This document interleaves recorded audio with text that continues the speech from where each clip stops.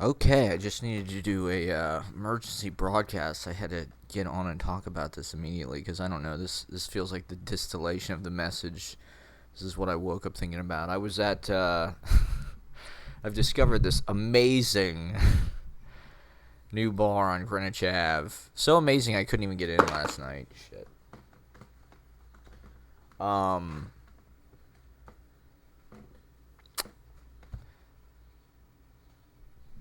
I think it's just east of 7th Avenue.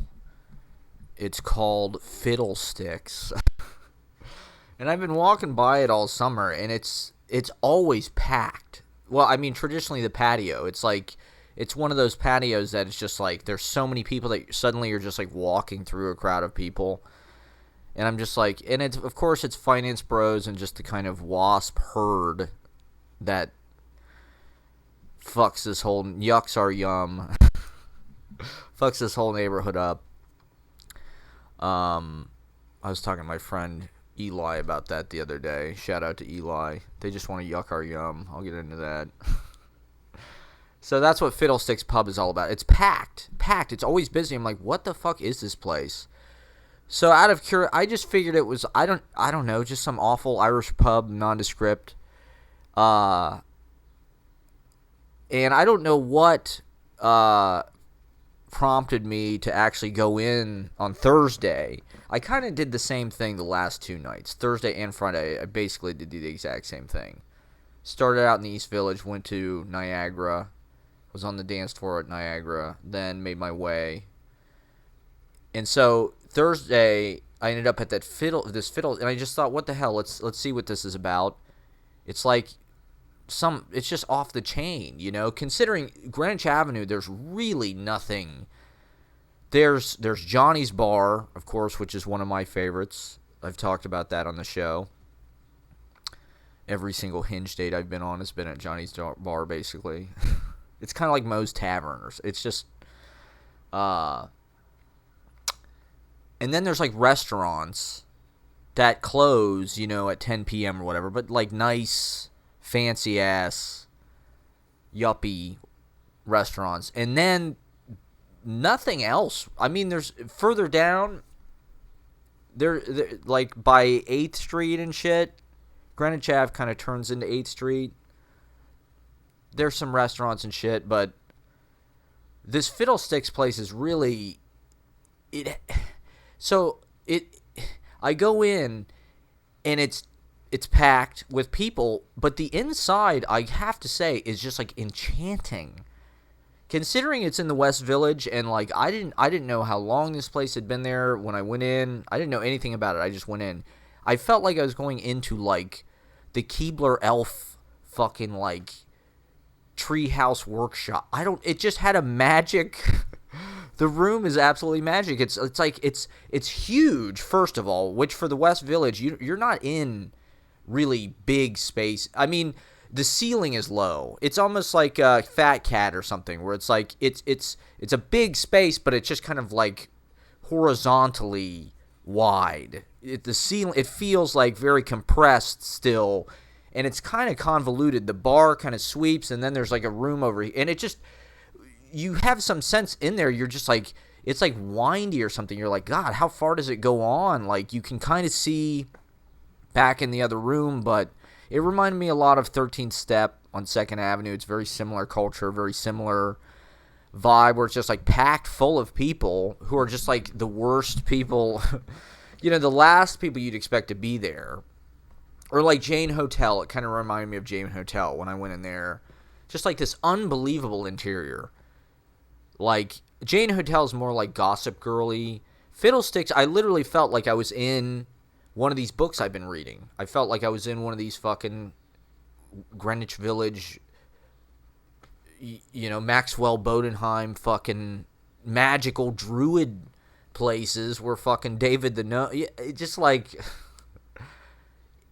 It was really an enchant. The lighting was like amber. It wasn't a cliched Irish pub like I expected, like something at the mall or even something like down on Wall Street. Like, there's tons of not that interesting bars that, I mean, that's cool. They're pubs. That's better than, but I mean, pub culture in SantaCon, it's a very similar group of people. It's the herd, and there's no real dance floor. There's kind of just like, I don't know, that was kind of what's interesting about it. It's just like this huge like hive of people at all these different angles. You know, there's kind of places where like goes up a few steps. So it was cool. I don't know, like, what is the meaning of going out? Why do people go out?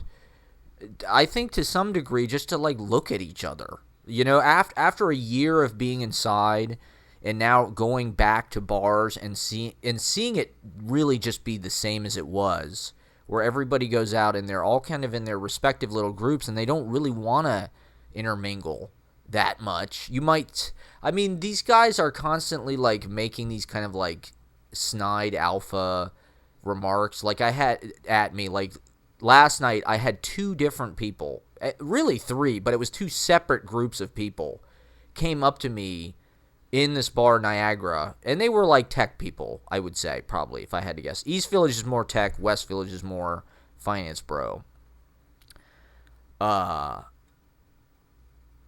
Two different people, two different parties, at different points in the night, came up to me.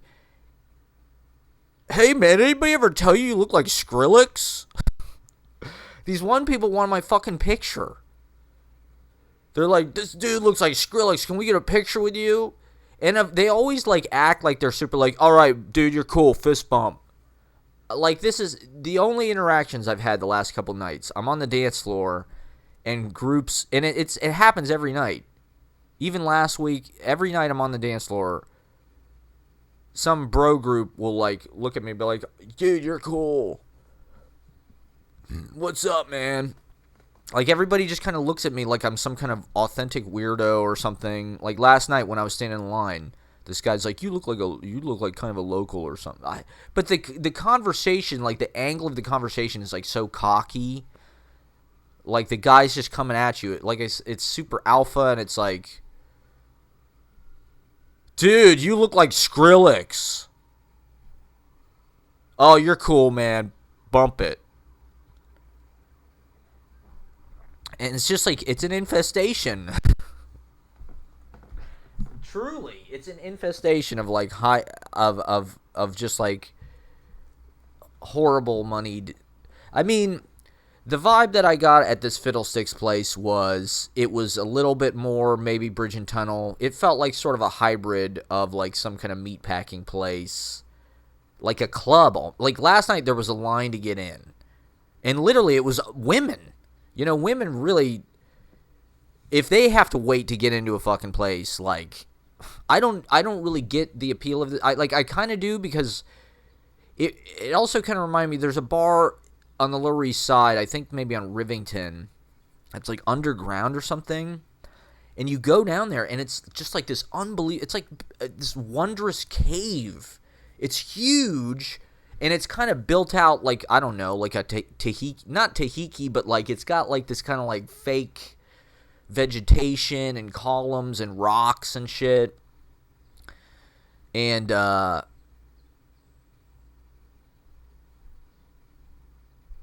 it's just like this magical environment. Who knows how long it's been there?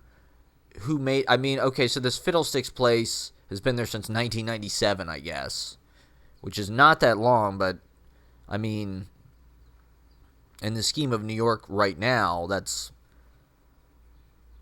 somewhat long-term. I don't even think Niagara's been there that long. But this club on the Lower East Side, I don't know what it's called. It was the same thing. It was just full of just, like, frat douchebags. Once again, the women who, they're all so unfriendly. Really. Like, not only do they come in, gentrify the neighborhood, steal the neighborhood, they're bland. All they do is play golf, and they're mean. Like, Eli and I were sitting at this poke bowl place on West 4th the other day, and they all have dogs. This guy's he's walking his dog or whatever, and the dog's like, it's a Labradoodle, and it was like really into us. I don't know. It was like Maybe it wanted us to rescue it or something. But it was like looking, and like kind of fighting its way over to us. And the dude he's got his earbuds in. Everybody's got these new like wireless earbuds. I see everybody wearing these fucking things. It's so antisocial. It's like, make small talk, you fucking assholes. Like, don't just insulate yourself. You can't just cut yourself off from the world. Like, post-pandemic, we're really going to go back to this, where everybody's just, don't talk to me, I don't fucking know you. Or if you're not I don't know, like, these people are convivial, but they're always just, like, talking down to me, or I don't know. So, anyway, the dog is like, and the guy wasn't even like, oh, he's friendly. You know what typical shit dog people do, like, come on, buddy. There was no, like, attempt to even, like, have that little, the little remark where, like, you smile, go, haha. Nothing. The guy was just kind of, he looked like pissed about it. Buster. His dog's name is Buster. Buster. Like, there was no convivial friendliness at all. That's the vibe. It's the same vibe I get when I go to these bars, where it's just like, these people learned how to do this in college, I guess, where they just completely, they have their sort of like den group of people, the bros, and then the kind of sorority chicks. I mean, I know that's like such a tired way to describe it, but like, I just feel like there's no, like, that's how it was patterned. When I see this, the structure, the internal structure of these social groups as they go out to Niagara or whatever, it's like, they're not intermingling, they're not that much, they came with certain people, and they just get shit-faced. Oh my God. People are almost running into me and shit on the street. Big fucking... So, I don't know. This bar is, like, totally magical. I really don't understand the appeal of it to that particular group of people. I mean, it's a beautiful environment for whatever reason. So, part of it, I guess, is, like this term Eli used, they want to yuck your yum. To me, that kind of means, like, ruining it. It's almost like the Reaganites getting revenge on the hippies. This is something my dad has mentioned. If you look at the way our country has gone since the 60s,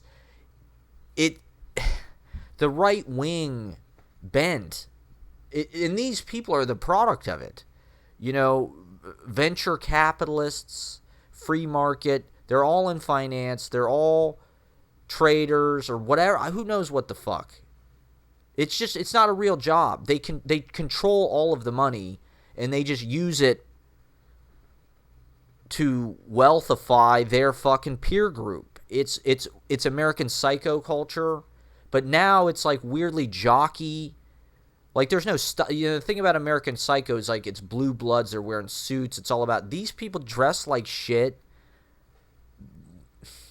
They're boring, they're bland, they have no fucking style. They're just frat bro, red Solo cup, bad fucking music. I had to leave Niagara. They play the same songs every night, honestly. They play, the moment I had to leave is they play Holla Back Girl. How has this song not been...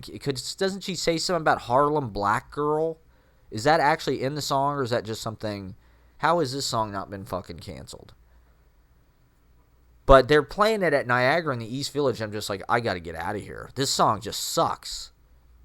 Like, Spice Girls, I can get down with, They play that every night. Wannabe. Literally the same fucking playlist. What else?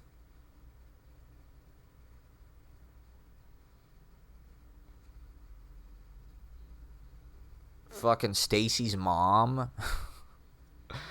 Really? What? Is this song that popular? Is that the 90s thing? Is that just who these people are? These kind of broed out Road Rules, Real World, Frat, Stacy's Mom.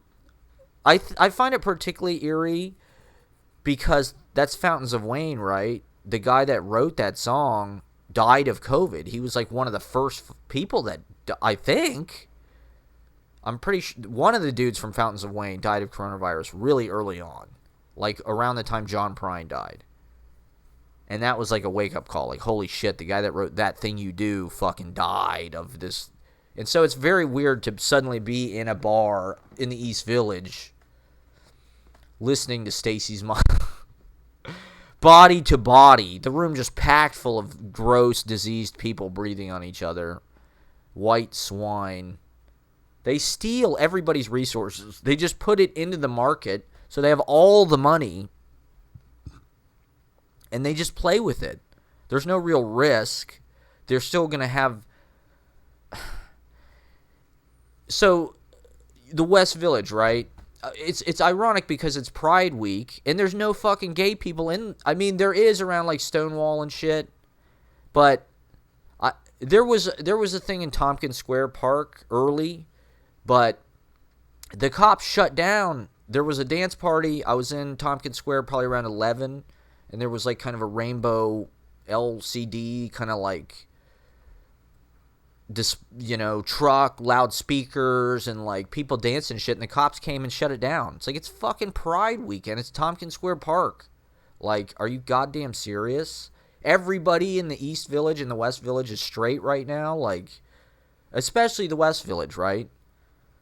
These neighborhoods now, if you're a struggling Short North in Columbus, Ohio, it's the same thing. When we moved there in the 90s, it was a gay neighborhood. There was a gay bookstore, like that. I don't, not to like label it. That's how it was in the 90s. Columbus was the third. It was actually like an unusually high percentage of gay population. After, I think, San Francisco and New York, it was like the third highest because we were accepting of that.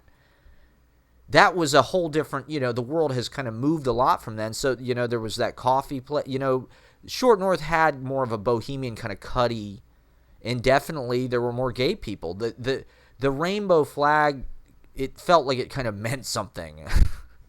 Now, so West Village was the same vibe, I'm sure. East Village, probably same thing, I'm sure. The Cubby Hole, Julius, Stonewall, like the West Village was one of the few places in the fucking country, like San Francisco, where like you could be a gay person and like they weren't gonna treat you like shit or kill you or something.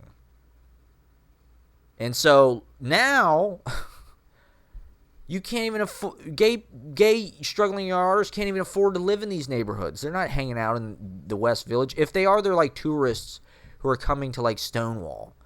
The only thing in these neighborhoods are expensive ice cream places, like big gay. There's no gay people. There's just big gay ice cream. I mean, there are gay people if they're super wealthy, you know, if they're super. That's why Google has a big rainbow, or Chase is celebrating Pride, or the corporatization of it, because there's money there. But it's just very disheartening to be in the West Village now, and now it's the opposite. It's this brutal, straight, cis, frat, violent rape culture, to be honest. Like getting blottoed and just the whole mating ritual. I mean, I've been lost in it my whole adult life. I don't know why. I have the same aesthetic sensibility as these people, I think, for some reason. Why am I in this bar? I don't fucking know. How did I end up? Niagara's in East Village, right? It's a great location. It's on 7th and A. It's a cool bar. It's got cool floors. The back room, right? Okay, so the dance floor packed full of brutal, vicious swine people. Just like big warthog, just finance, state school criminals. They're criminals. That's why I feel like it's okay to just like completely insult them and talk shit about them. they're all like sweating all over each other and just being assholes and listening to horrible music. Just singing their hearts out. And there's a plaque on the wall in the back room at Niagara, birthplace of New York City hardcore and one of the foundational places of the American hardcore scene. Hardcore music from like the 80s or something, where I suppose that was probably super cis hetero, but it's like people beating the fuck out of each other and like the kind of the maybe not the opposite, but like vastly different.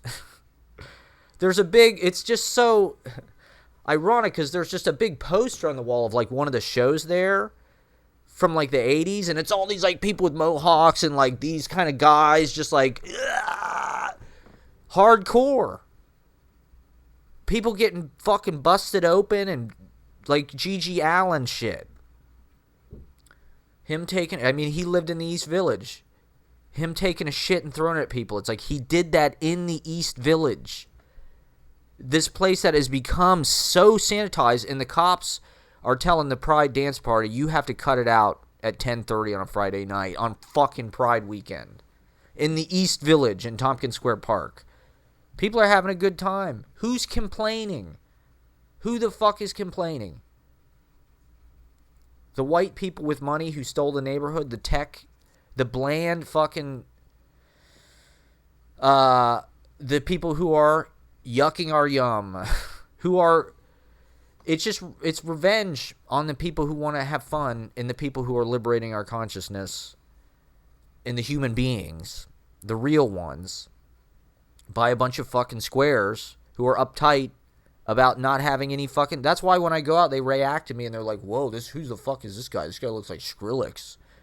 This guy's a local. I mean, I'm clearly different than them. I guess I'm probably older than everybody now. I don't know. It seems like, I guess these people are maybe in their late 20s or something.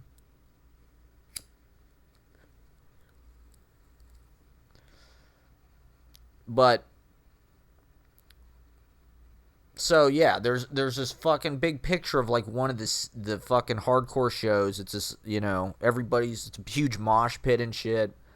And then, foregrounded, everybody in front of it is, like, you know, some fucking dude dancing on a chick like this, like, who's some just shitty, tall, muscular guy who goes to the gym, who has no soul.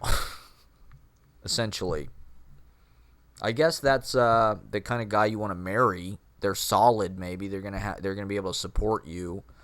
They work hard. They're not complicated. They're not interesting. They're not feminized by their sensitivity or whatever. But I see a huge influx. They basically just sold the fucking neighborhoods to these tech people because they come in. I mean, New York is different than San Francisco. Like, if you're used to living out there, like, it's beautiful, it's relaxing, you know, just like even the weather is just like kind of I've never lived there, so obviously I'm sure it has its tribulations, its trials, it's really expensive. But, like, the natural environment's gorgeous, the weather is pretty...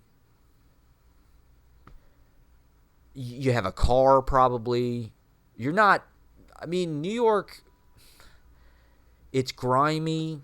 There's like a liquidity to the air quality because it's so full and saturated with filmy pollution. I mean, okay, San Francisco's on fire and shit, but like, the point being, they can't just come here and import their kind of like chill, minimalist, relaxed, like tacos and, you know, the Instagram filterification. Just putting Ray-Bans. Like, all these dudes, there's nothing cool about Ray-Bans anymore. I was wearing Ray-Bans like 2003, and I was like, these are going to be the future. And then Vampire Weekend started wearing them, 2006 or 2008? And then Ray-Bans, by 2012, the Ray-Ban thing was out of control. Everybody was wearing them because everybody wanted to look like they were in the Paul Butterfield Blues Band at Newport Folk Festival in 1965. Look it up. It's the exact look of Vampire Weekend and all these guys. Ray-Bans, blue Oxford with like sleeves rolled up, curly, kind of like a little bit long hair. A little bit shaggy, kind of morphing into hippie, but not hippie. You don't go full natural. You have to like show that you're maintaining some kind of like corporate control over your hygiene and image. It's not about dropping out. You can't. We have these phones that keep us kind of irretrievably in. You can't. You just can't. It's not really an option. The computerized information police state is all encompassing. And now it's like Ray-Bans in this. We recognize the insidiousness of this tech culture and the allegiance, the alliance between the finance people and the tech people. They're all basically interested in the same thing, which is liquefying currency, turning it into sort of credit and compounding that, assets, controlling that, sewing that kind of shit up. Now with cryptocurrency, you have a literal marriage of the two. You have literal tech currency that exists only in this infrastructure, in this world. Everything's cashless. They want to go cashless. That's part of their culture. Oh, Apple Pay. You just use your phone. You just it's so much easier. My friend, I met, I don't know if I talked about this, but I met my friend Beth, who is a trans woman living on 6th Avenue and 8th Street, was telling me cashless, that's a huge problem for her because she doesn't have a fucking bank account. She doesn't have a credit card. She doesn't have an iPhone. She doesn't have a phone at all. People give her cash. You know, cashless is super anti-homeless. But this is what I'm saying. They can sew up the official. It's like, to me, it's like a mafia thing. The way that the apps have become a middleman between the worker, the company, and the consumer or the institution that you, so like for instance, Yellow Cab in New York City, right? The Yellow Cab industry was a huge part of the local character and the personality and just the infrastructure. It was almost like a public institution or just a wing. It's almost like the fucking post office or something. And so what is Uber? Uber is basically like a mafia don coming in and saying, we're taking over this business. If you want to continue to do this, you have to work for us. You have to give us a taste. You have to get, and they're doing this everywhere. Every fucking city in the entire world. Uber. You have to Uber. Their branding. Oh, because people are picturing, oh, I'm getting into the black SUV. I'm a Kardashian. I've got sunglasses. The paparazzi's after me. I need to Uber there. I can't take a cab. Oh my God, what am I going to be? I'm going to be out on the street trying to fucking hail. I can't do that. I need luxury. I don't need some dirty fucking gypsy cab or whatever. I need a huge leather, climate controlled Escalade. Or whatever. I need to feel like a VIP. I'm Ubering there. I need convenience. I order on my phone. Everything. Just dates, friends, food. So, so the tech people can completely displace the local culture. So the other thing is these restaurants. My brother was telling me the restaurant he works in Columbus, they say no to Grubhub. They're not on Seamless. They're not on any of it. They say, no, we don't want to be a part of this. They have their own website. People can call in. They can order to-go orders. Every day, these websites are contacting them. Will you sign up your restaurant with our service? Sign up with us. We'll give you money to sign up with us. They do orders anyway. The drivers will do orders anyway. I didn't really realize that. I see in New York, I'm constantly seeing these guys in Bleecker Park because they're on their break. I realize now. I thought that all the delivery guys were like employees of the restaurant. I thought when I go into the Chinese restaurant and I see these guys come up on their bikes with their big red, they all have that big red like food transport thing that keeps it warm. That's like says Grubhub or Seamless or Street Easy or whatever. I don't even know, whatever the fucking website is. I thought, oh, these guys work for the Chinese restaurant. They're delivery guys. No. They're just like Uber drivers. They're independent contractors. They work for Grubhub. The orders get called in. The fucking drivers go to the restaurant. They pick it up. So it's like the restaurant is not employing a driver, or if they are, now they're in competition with the fucking app. The app charges these fucking delivery fees that are just totally arbitrary and absurd. And how much does the fucking delivery person even get? They're skimming off of every fucking transaction, and the transactions are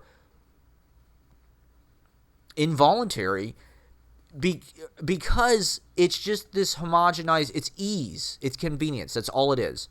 I can get on one of these apps and see every fucking restaurant, every type of food, exactly what I'm looking for, order it, my credit card's already in there, I don't have to talk to anybody, and my food will just show up. I barely even have to talk to the fucking delivery guy. He's going to walk it up, and, if you're some fucking suburban person, like, yay, I don't have to deal with any human beings. I'm so, zonked from my job and all the other upkeep that I have to do to just be professional and, make this money and have this life. I don't want to deal with cooking or funky smells or weird people or uncertainty. I want efficiency. I want precision. I want to know exactly. And I want total impersonality. I want to feel like I'm being catered to and like I'm being pampered. And so they're basically wedging their way into the market. You can still call the Chinese restaurant and order personally, but it's just easier to do it through the app. And they don't have any sense of guilt about it. Like they all, that's not, when these guys are telling me I look like Skrillex and shit.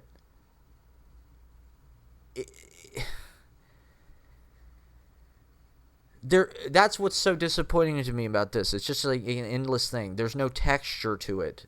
These tech people, they're supposed to be smart. They're supposed to be brainy. They have no taste. They're pampered. The Burning Man thing, that's also a weird corollary because Burning Man has this ethic and like this kind of philosophy, and that doesn't matter at all to the people who go there who are just like wealthy elite finance, tech, whatever, bro, who can afford to fucking go to BlackRock or whatever it is. A lot of it comes out of San Francisco because that's not far from there. But it's drawn the whole world into that. I just don't like how it's divorced from... There was some sense early on, right, with John Perry Barlow and Steve Jobs. Macs are basically designed to be creative studios. You make a film on it. It comes with this. It's created a whole generation of bad people who think they're artists, laptop artists. I don't think that's a bad thing. I think that's better than DOS. Most tech people are DOS. Most tech people are Bill Gates. They're hanging out with Epstein. They have no morals. They made a shitload of money. They kind of like understand. They're not really. I might be on the spectrum, so I don't necessarily need to. I'm not like talking shit, but Steve Jobs, right? Macs were like the liberal. They were like the leftist. Not that they're leftist, but like if you. It's almost like the political parties. Windows, Mac. Democrat, Republican. Windows seems Republican to me. Windows is like numbers. It doesn't really work. Every fucking computer I've ever had is like all virused up. If you want to play violent games, you can do it. But, God, installing patches and just like the interface sucks. It's just people that like who think they're like fake hackers or people that there's a lot of people that just resent Apple culture, which I get.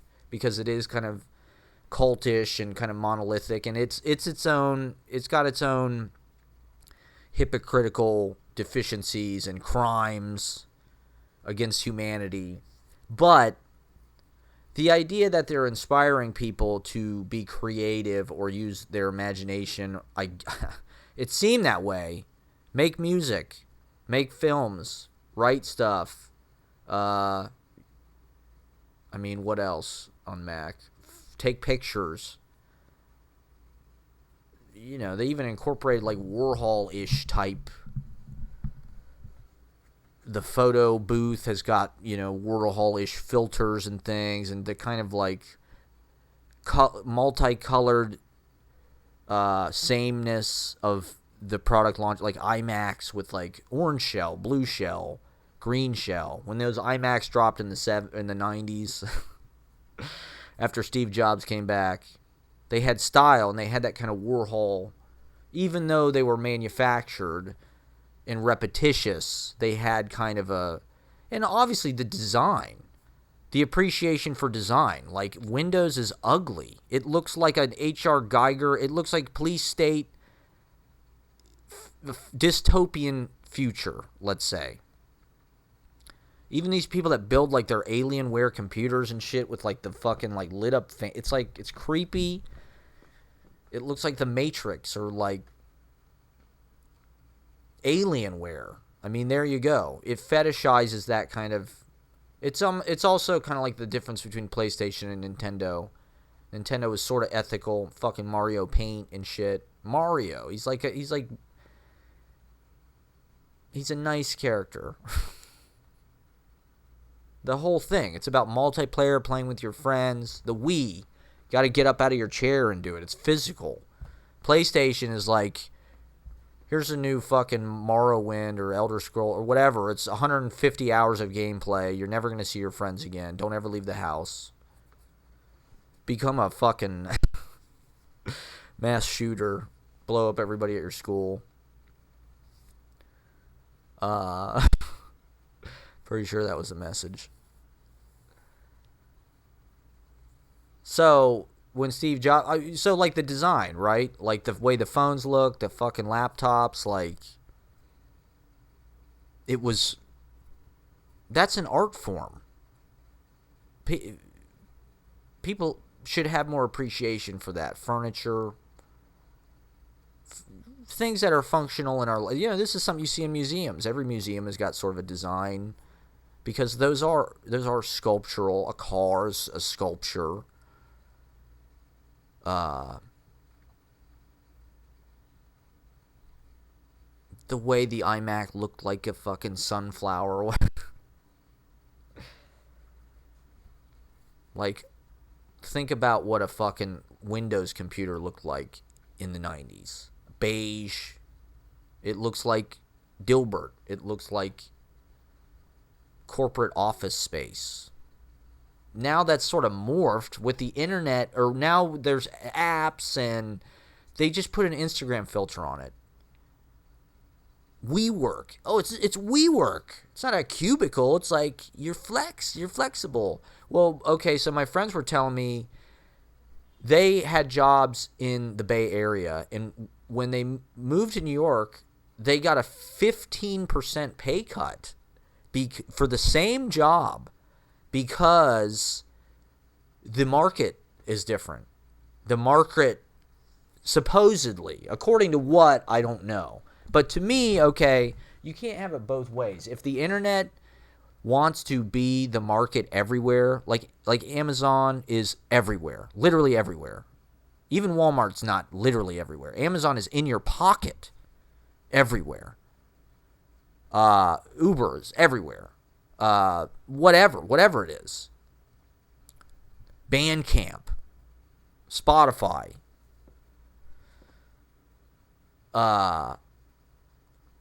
they're taking over the market. They're not local. They're in the cloud. They're ineffable. They're invisible. They're transparent.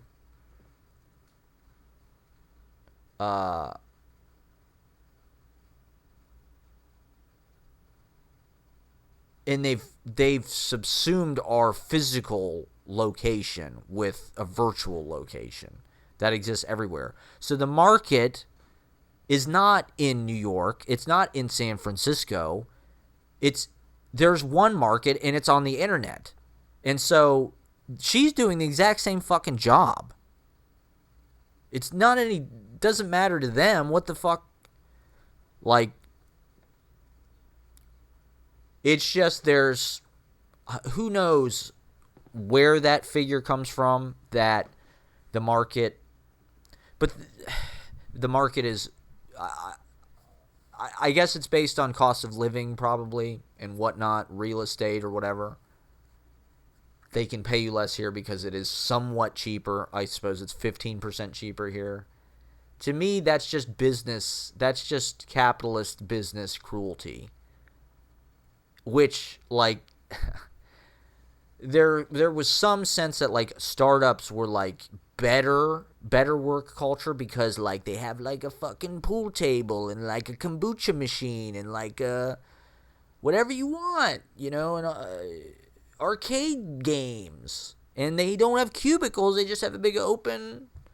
It's not the same. And, like, you can work from home and you can make your own schedule and blah, but not really. Like, they want everybody to come back to work. They want you to be in the Bay Area. If you're not going to be in the Bay Area, they're going to punish you. And that's basically what they're doing. In fact, she said something to that effect, that, like, they've leaned on her heavily and suggested to her that, like, she really should be in the Bay Area. And the other thing, I'm not exactly sure what the work culture is like there, but the work culture in New York is probably different, and it is somewhat unique. I mean, there's been movies made about it and shit. Like, fucking, it's like Devil Wears Prada. That is, in a nutshell, the way that every fucking industry works here, because it's like, this is just the image they've sold to people. You want to come to New York. It's so competitive. It's the hardest. It's the greatest. It's the blah, blah, blah. It's expensive. Everybody gets their ass kicked. Everybody has to leave. And so you'll work for nothing. You'll be an intern. You'll be an unpaid intern for Anna Wintour, and you'll do anything because it's fucking Anna Wintour, and, like, she's the top, and it's Vogue, and what the fuck? This is, if you get, you know, this experience, this name, this glamour, it's the dream. There's been a number of different books. There was one about literary. They made a movie about it with Jeff Bridges. He played, like, a Graydon Carter figure. I think it was Simon Pegg was in. I forget what exactly it was, but it was basically the exact same fucking story, where there's this high-powered editor or whatever, extremely high up in whatever industry, and they're just like a total asshole, and you never know what they're thinking, and this was the cliche, sort of like in the night, or this is like Weinstein. All these people who had personal assistants that just, like, they fucking, or Scott Rudin, that's the newest example. The shit that he did to his, like, assistants and shit, where he'd just, like, yell at them. That was the toxic culture, and the kind of culture that they're taking down with Me Too. And I mean, there was definitely a lot of backlash against that kind of shit because of Trump, but I mean, even a job that pays you way less in New York. First of all, there's just, I mean, it's more finance. Like, if you want to make money here, and I'm not exactly sure what that, I mean, that industry is its own savage, fucking grueling, but I don't, not that I have any sympathy for those people, like, they can all burn in hell, but there's some sense New York is like a big cocaine town because everybody works 80 hours a week and they party 80 hours a week, and you burn the candle at both ends, and it's because you're Bright Lights Big City, or you're Charlie Sheen in Wall Street, or you're working your ass off for Morgan Stern or whatever, trying to figure out some angle where they can make more money, and they just have hives and hives and buildings of people making shitloads of money to optimize the way they cut corners, the way they squeeze more money out of this or that, shortcut the laws, rewrite the laws. These are all the people at Fiddlesticks Pub. This is what they do. They work a lot. They do blow. They go to the gym. They order food. They go golfing. I don't know, though. I'm not exactly sure what the work culture is. Maybe they don't work that much. But there's some, it's built into the identity in New York that, like, if you're going to come here, you're going to work 60 hours a week at whatever the fuck it is. Like my friend who was trying to be an actor over a decade ago, she was saying it's like she had 2 full-time jobs because she had to work in a restaurant full-time to be able to pay for her apartment, and since she had to work on her career full-time. And, well, so the other thing is, like, okay, like my ex worked at a non-profit. The idea being that, like, she had better benefits, but she got paid less. That's one way you can go, but she made, less than 50 grand a year. I think probably my buddy who I was in the band with, he was a graphic designer at some creative firm. He made 40 grand a year before taxes, I think, because, like, there was just a sense, hey, you want to live in New York, you want to be, this is an easier job, or it's you're doing creative stuff. We're going to pay you what we're going to pay you because it's New York. We're not going to pay you what your market value might be or what the actual value of your work might be. These economic assignations of value are so arbitrary. We're made to think there's some kind of natural law or something, but a lot of people are not getting paid what they deserve. It goes deeper than that. I mean, that's just like white collar shit. There's just an expectation here that you're going to work your balls off and not get paid that much. And that's just New York. Your rent's going to be high. Drinks are going to be expensive. But you're in your 20s, and hey, everybody's got to live in New York. Everybody wants to live in New York at one point. It's just like it's a romance we've all been sold.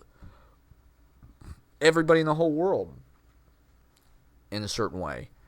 And then in this city, if you actually want to make money, so when my ex was looking for a job, one of the few places that paid her what she wanted to get paid, which I don't know, was like 70 or 80, which, to be honest, is what you should be able to expect. Like, if you're working full-time in New York, like, what the fuck? The market value based on what? Like, you see how much rent is.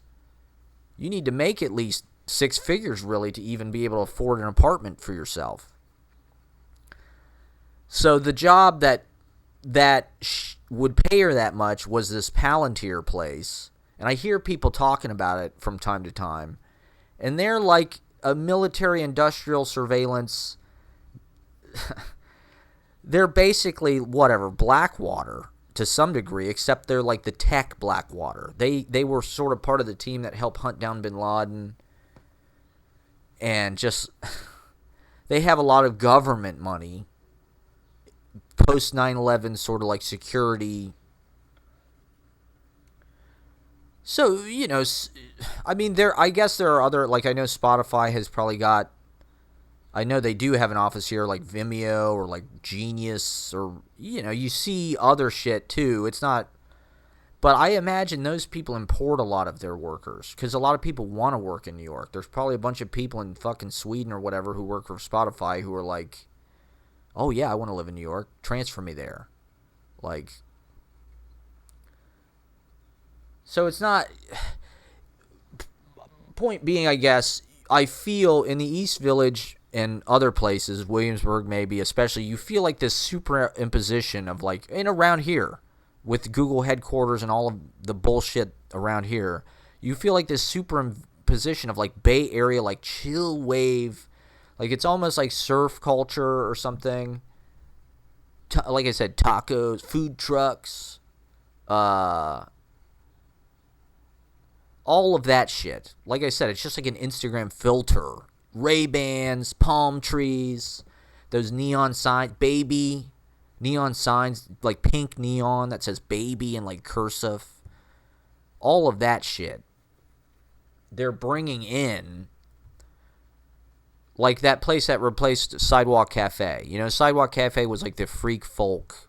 It's where, I think Beck played there. The idea of being in the 90s or whatever, it was like some kind of outrageous noise, punk, kind of scumbag fucking place. And I could see that when I first moved here. And they went out of business, I don't know, before the pandemic. It was a great place. I loved going to the open mic there. It felt like one of those old Lower East Side kind of socialist brick, dark kind of, but cozy. Like you could have some kind of fucking Trotsky Mimeo meeting or something. Like KGB Bar kind of feels that way. Feels kind of drab. Feels kind of like everything's hanging in on you, but in a cool way. Like a cave, It's European, it feels. But now, Sidewalk Cafe is exactly the aesthetic. It's like super trim. Everything's painted like this kind of sandy white.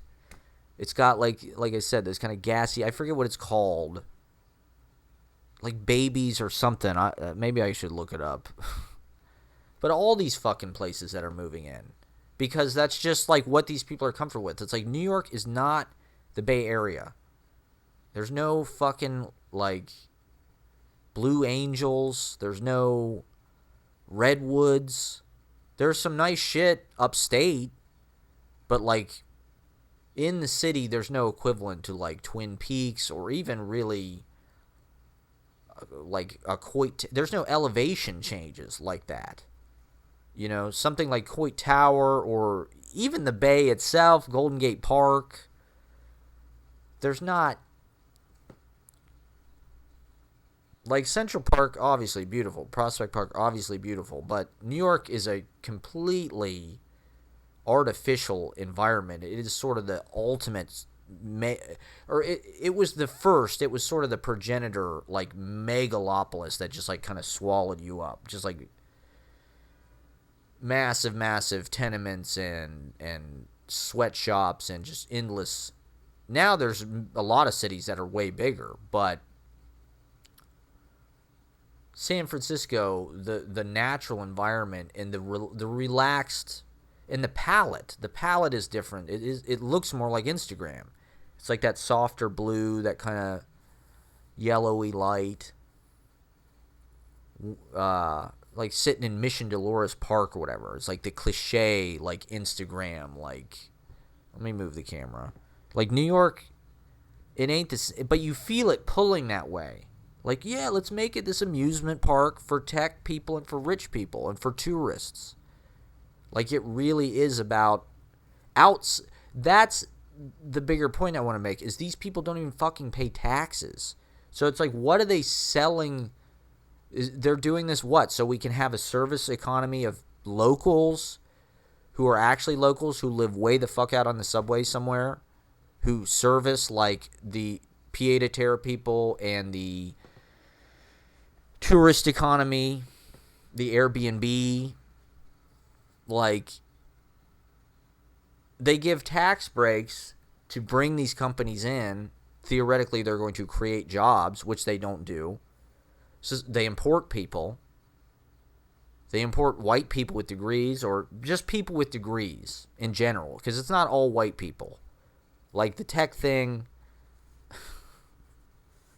there's a lot of smart people involved who are from all over the world. Well, maybe not quite all over, but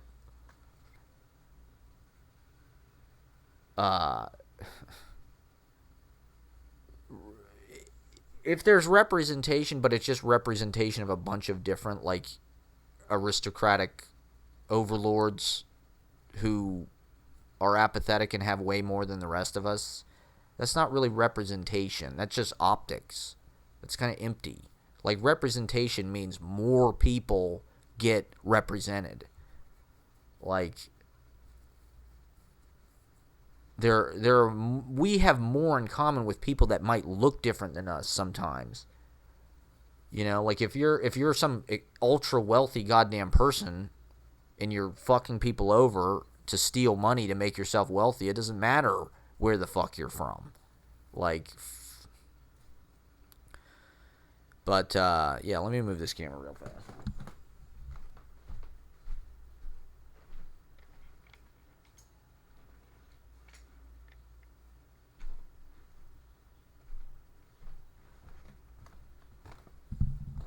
How that be? And this is another thing I wanted to talk about is it goes hand in hand with this idea that we just don't get paid what we're worth, and how that's like a manipulation of us to get us to work for less. And I see a lot of people, you know, because our culture especially has this dogma of you have to work hard and and that's how you'll make your success, by getting a job and just working hard. You'll start at the bottom, you'll start as the cook and you'll end up as the president of the company or whatever. Just get a job. It's better than, even that's what we tell homeless people, get a fucking job. That's how you reintegrate into domestic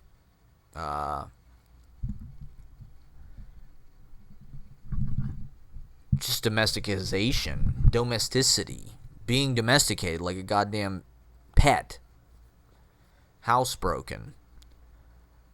I'm housebroken. But okay, so I see a lot of people who have jobs that don't help them at all. They just work a lot and they can't even make enough money to afford a fucking apartment. Everybody's got roommates, and I mean particularly on the lower rungs, and it is racial, and it's fucked up. And this is something that the transformation of slavery in this country, from being overt the way it was to being prison labor, is something people are starting to talk about, which obviously is overtly slavery.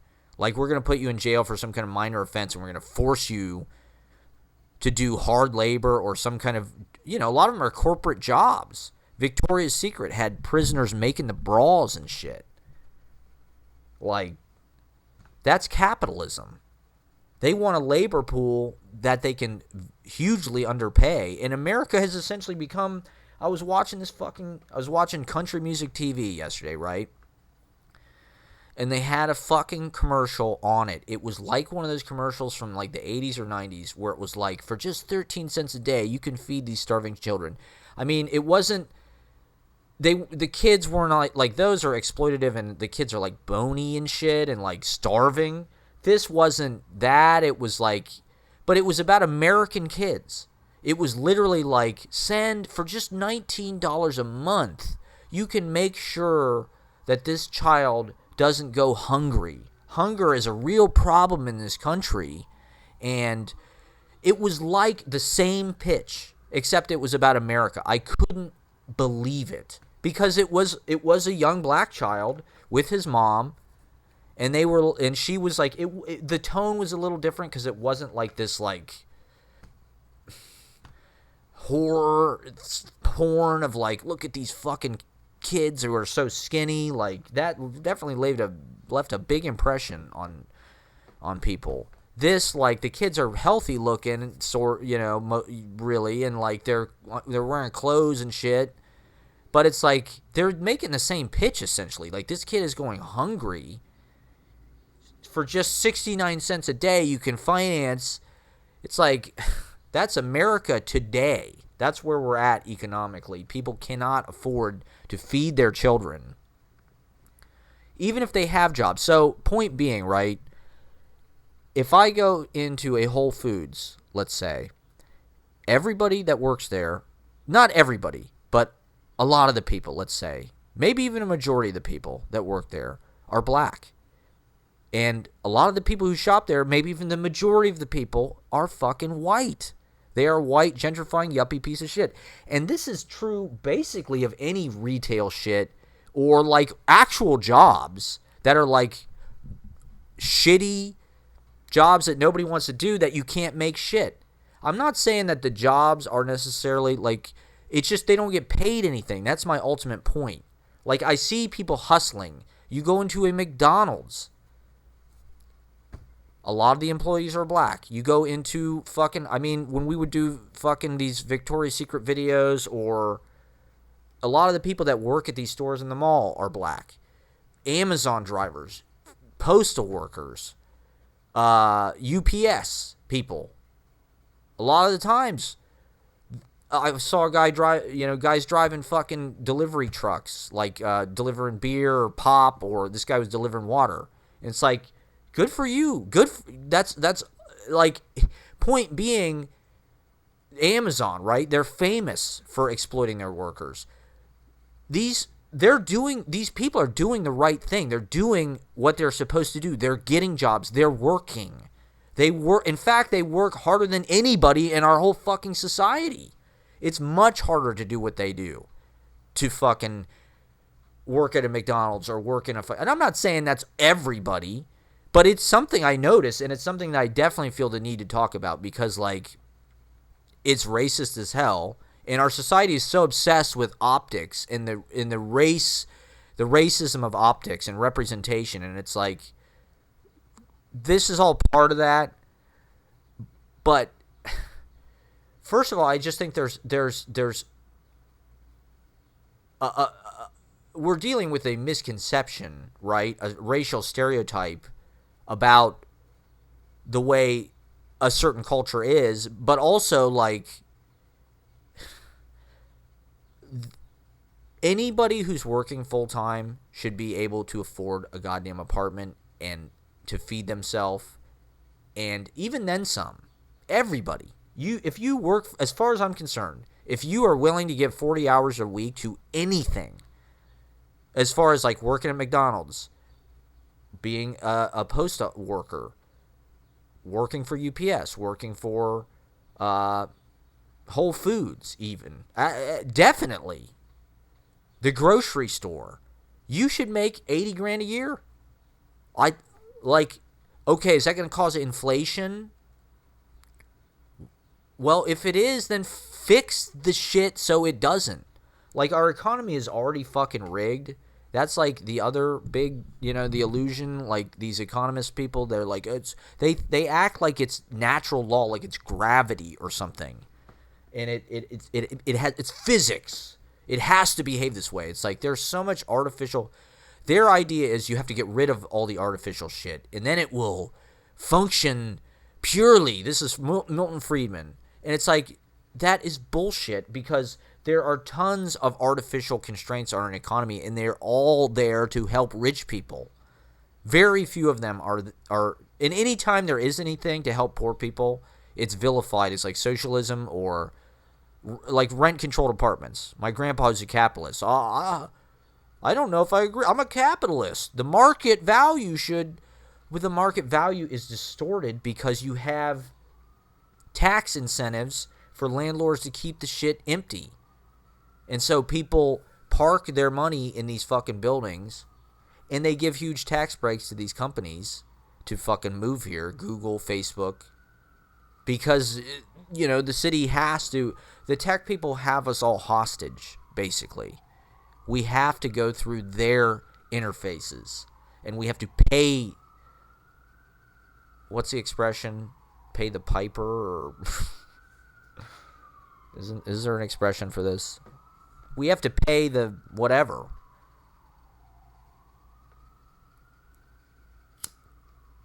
The piper.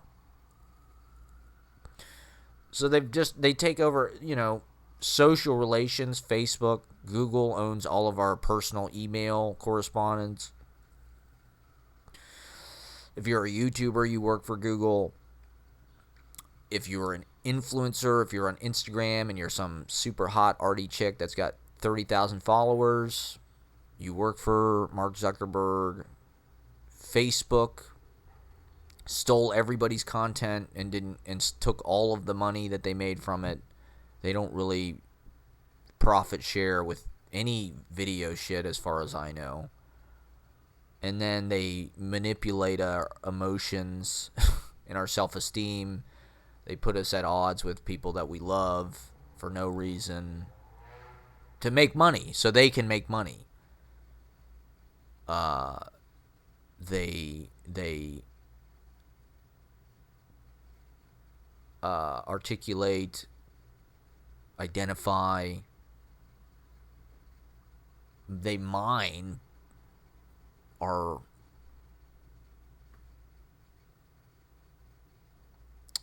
factual history, or our thoughts, our tastes, our life history, what we look like.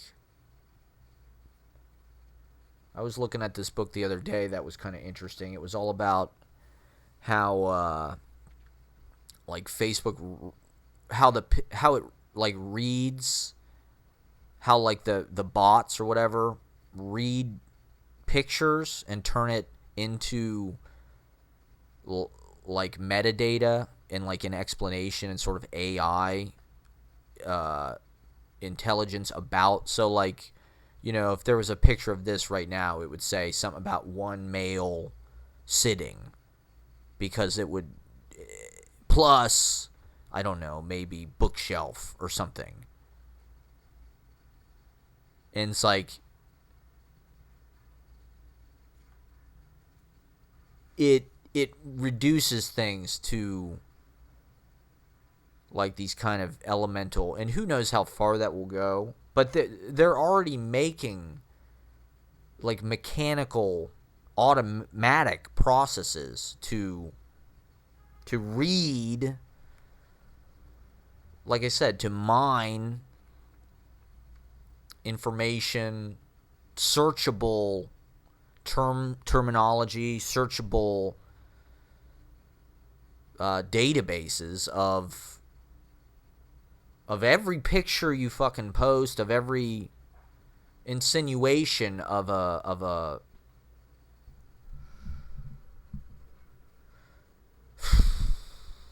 so, and we've just handed all of our cities over.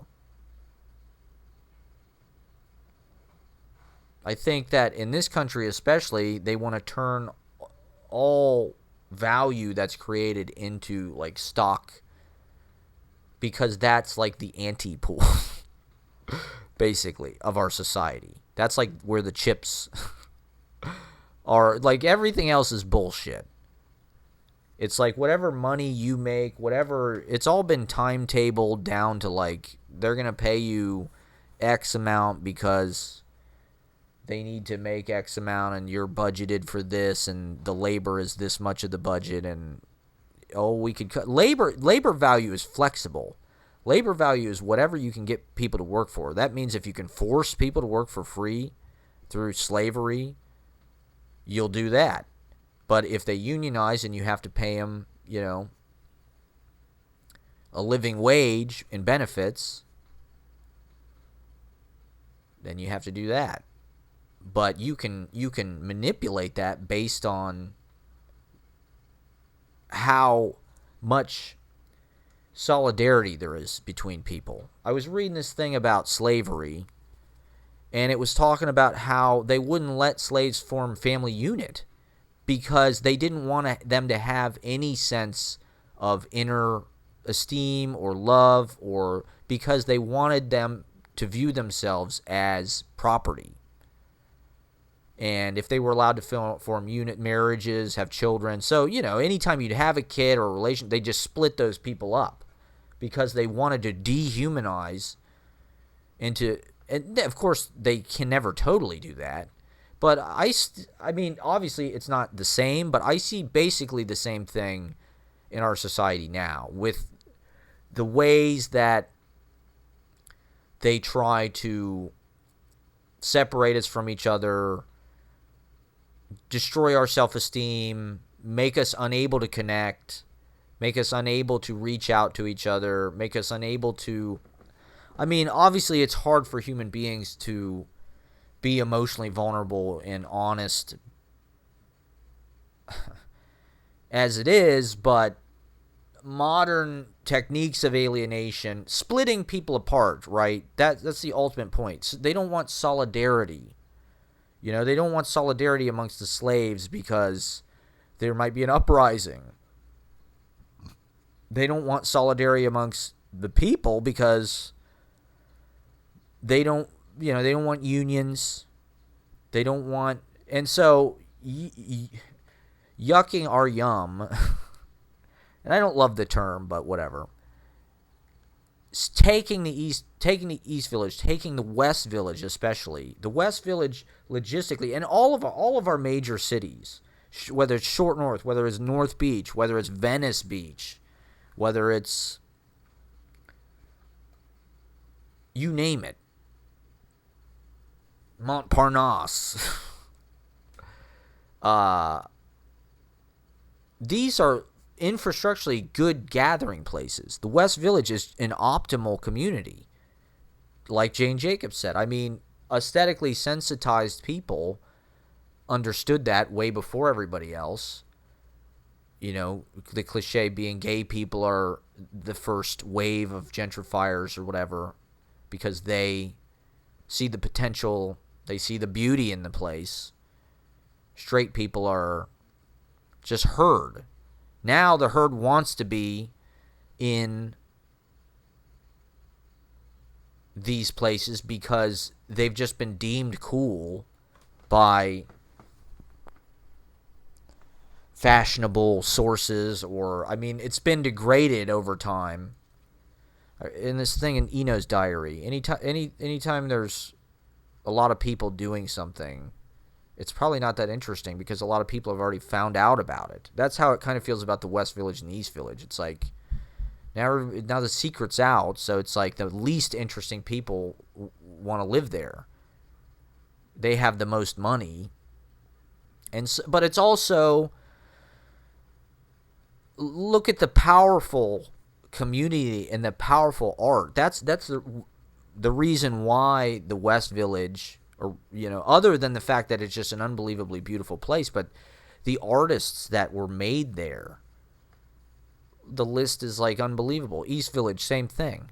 The roster of artists that thrived and grew because they were nurtured by these fortuitous, nourishing circumstances.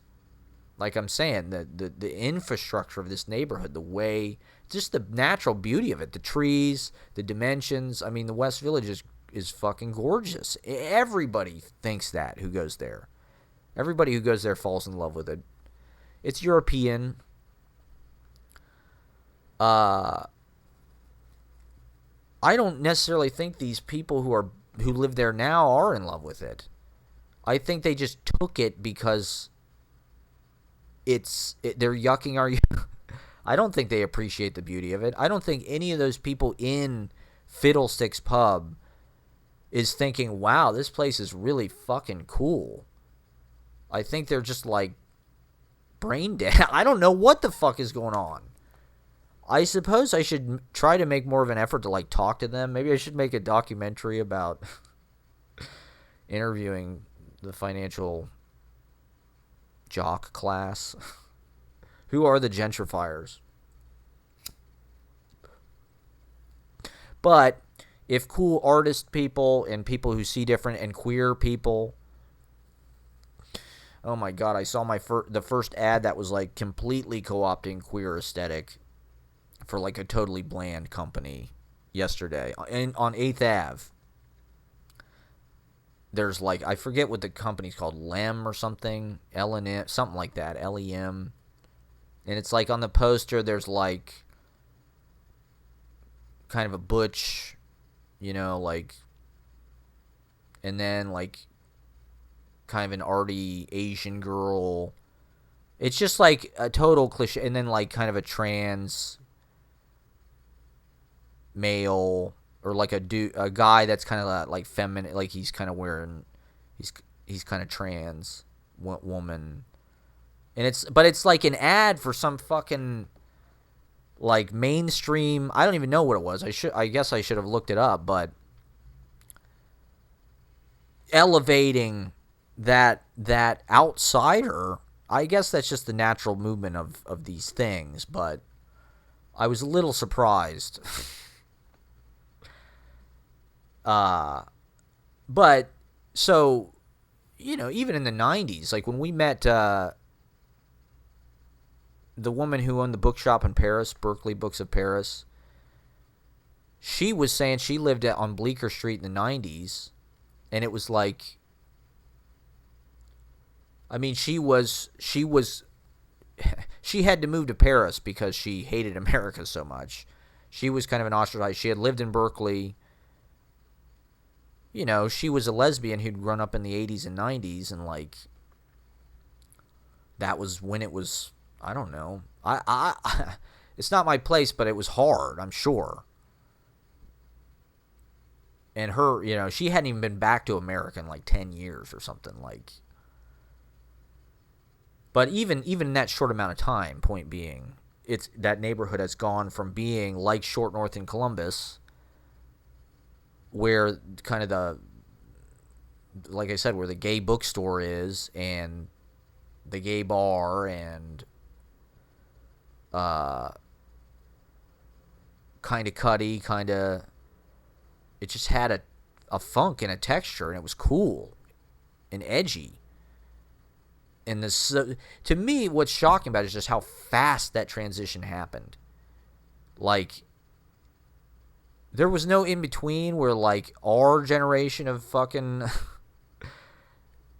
young arty people could take residence in these places. It just went from being like to being totally over gentrified, and like everything there is, like I said, it's Jenny's Ice Cream or some kind of craft beer bar or super fancy just bland restaurant. Cameron Mitchell. And golf clubs. Everybody's got golf clubs. Like, what the fuck? Get the fuck out of New York. You have golf clubs. Get the fuck out. New York is not a golf course. It's the opposite of that. If you're a golfer, go live in fucking Texas, or, I mean, Ohio's got a lot of great golf courses. Florida. That's probably why all these people have fucking golf clubs. They were probably in Florida during the pandemic playing golf. Now they're back. They still want to keep up the outdoor like golf lifestyle. So we can't create, or there are solidarities obviously being created through the internet. That's not the same. There's some, I mean, Bed-Stuy, right? Okay, or the gentrification happens fast now. I think the finance people, the developers, they know how this process works. They know how to get it started. They're using the artists. All they need to do is write some trend pieces. Oh, Flatbush. That's where it's at now. Get some DIY venues out there. Get some noise shows. Get some... I was okay. Here's another weird thing. I was walking by. So we were walking down Bleecker the last two streets, and there's a super long line of like kind of young cool people. And I'm like, what the fuck? Like, what are they doing on Bleecker, like in the West Village? And they're all lined up the Aesop soap store, And I'm like, what the fuck? Like, people are lined up to get soap, or I saw something about how it's like a queer library or something. I'm thinking, what the fuck is this? So I look online, and what they were doing is this soap company was giving away, you come into their store, you get one free LGBTQ book. You don't have to buy anything, but just come in. And literally, people were lined up around the fucking block to get. I want to go. To be honest, like, I really would love to have a free LGBTQ book. I wish I would have looked it up and known about it sooner.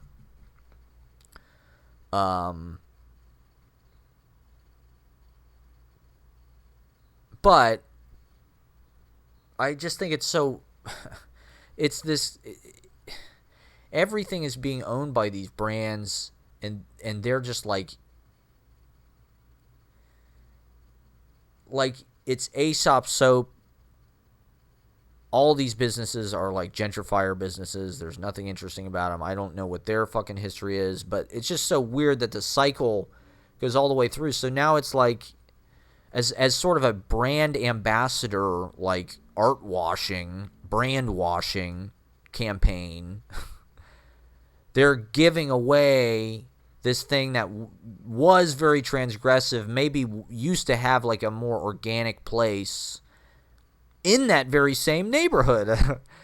And now it has no foothold there, except this like, oh, you get a free book. And it's just a trendy thing. Not that I'm saying, I mean, it's exciting, and it's something that I would definitely want to learn about, but it does make me uncomfortable how people co-opt like the queer label. Like, not that it's my fucking place to say or anything, but I don't like, it seems phony for people to jump on the bandwagon. And but I think it's good that people are learning, and that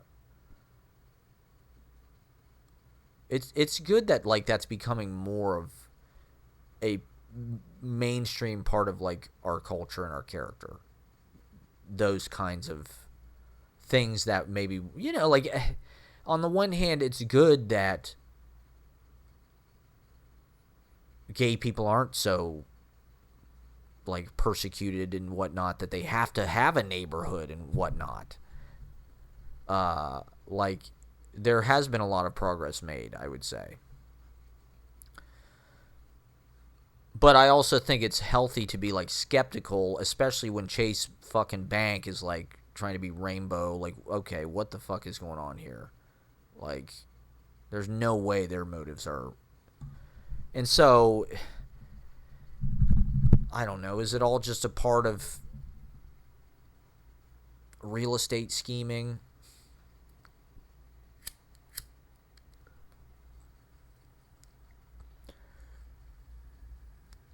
We need to up the value of all this property. Let's get some artists in this place. I guess the cliche being gay people have more disposable income because they don't have family, or at least traditionally that's, the family unit is this very cis hetero-economic unit. The man works. We're seeing, obviously, the death of that and the dissolution of that. The man works, the woman's a wife, she takes care of the kids. That's what it's been for however many years, 500, 1,000, who knows, 4,000. But now, obviously, like, that's completely changing the workforce, and that's good, obviously. But I also think it's an effort by the capitalists to like increase the labor pool massively to drive wages down. Not that that's, and I also just think, well, okay, well, the cliche, you have more disposable income, you're more, especially if it's like narcissistic, isolated spending. If you have no emotional fulfillment from other human beings, you'll blow more money in an effort to like feel whole or feel anything. Not that I'm saying that like that has nothing to do with sexuality. I'm saying that's a condition of modern life, is they want people to feel emotionally isolated, so they will buy shit because you're needy. You feel I'm not good enough. You feel like, oh man, I didn't even get to the thing I wanted to talk about, but I'll get to it.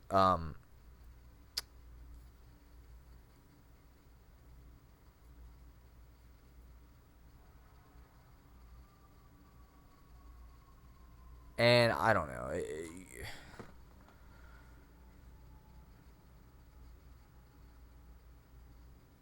We have been like liberated over the last 10 years or generation into these like freelance international jet set independent contractor. On the one time we're just like we don't have any wealth at all. There's like no such thing as even having wealth.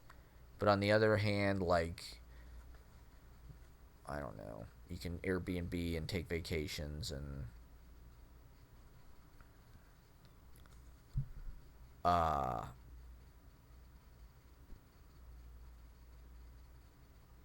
fly to fucking LA and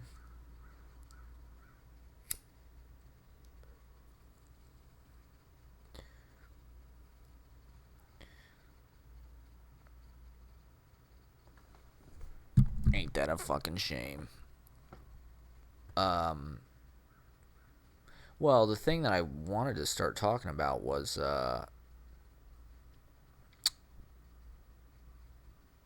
so I'm in the fucking line to get into Fiddlesticks pub.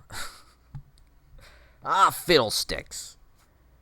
And it's just like there's shitloads of people. The line's not even moving. I thought I got there at like 1 or something. I thought I was, because it's kind of on the way home. So my night, it kind of got fucked up yesterday because I wanted to drop off a pamphlet at McNally Jackson, which closed at 7. So I had to rush over there. So you can find one copy of my pamphlet at McNally Jackson. It's free. If you find it there, just take it. That's one thing. If you ever find one of my pamphlets in a store, just take it. It's free. I just left it there. If anybody's out there, and you find my pamphlet in McNally Jackson, just take the fucking thing. I encourage you. Like Abby Hoffman, steal this book, because I put it there.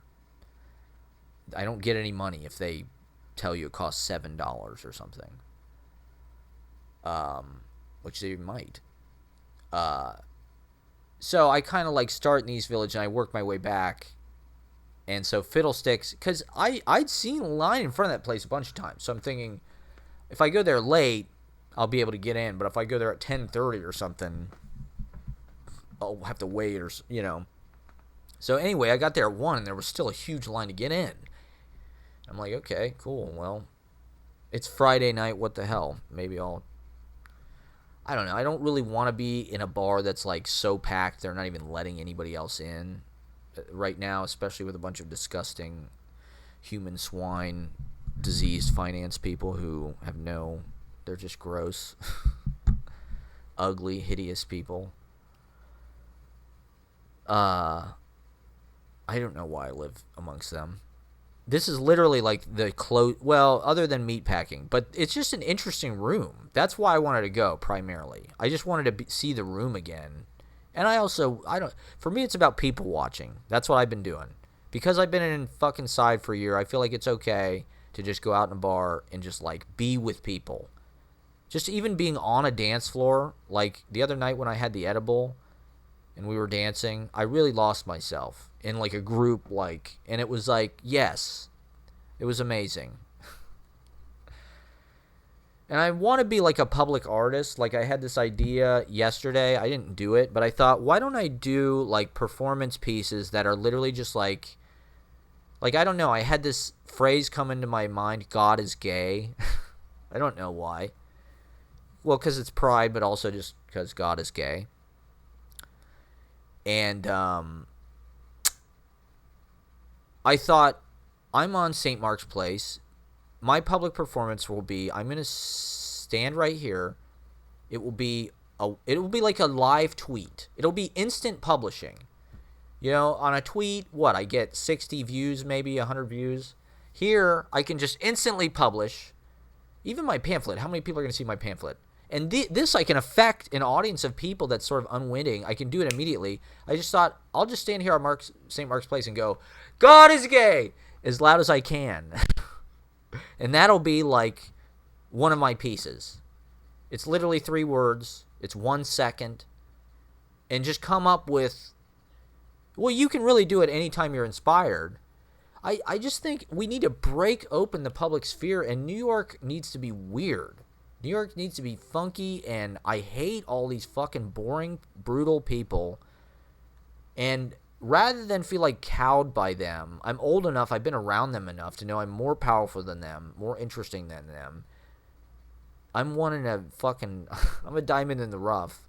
And they're just all the same. I mean, they get along with each other. I feel weird being amongst them and like being ostracized by them and being like belittled by them. But I can combat that. I don't have to feel down about who cares what they're lame as fuck. They're the worst people. I want to disrupt them. I want to disrupt the disruptors. Let me move this camera a little bit.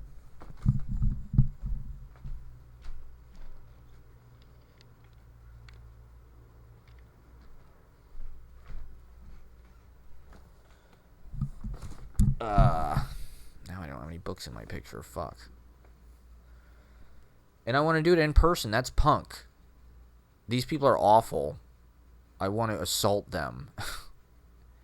They need to be startled out of their complacency. I mean, the finance people it goes deep. Like, they are vampires. They are the Western white supremacists, essentially. Like, that's them. They steal everybody's money and they play with it. With the market. And they're rude. I mean, the people in front of me were like ditching. First of all, they ditched in line. They came right in front of me, and there was like half the line. And then the girls like kept trying to like. I'm just like, it didn't occur to me later, but I'm just like, wow, these people are really pieces of shit. Like, seriously, they ditched half the line, and now she keeps trying to get in. It's like, wow, these are bad people. Like, these are the people who are controlling the money. These are the people who are buying stocks and shit. Like, they're fucked. Like, this story, I don't need to be in there that fucking bad to like fuck over half the people in line and be a bitch about it, you know? Like, it's not worth it.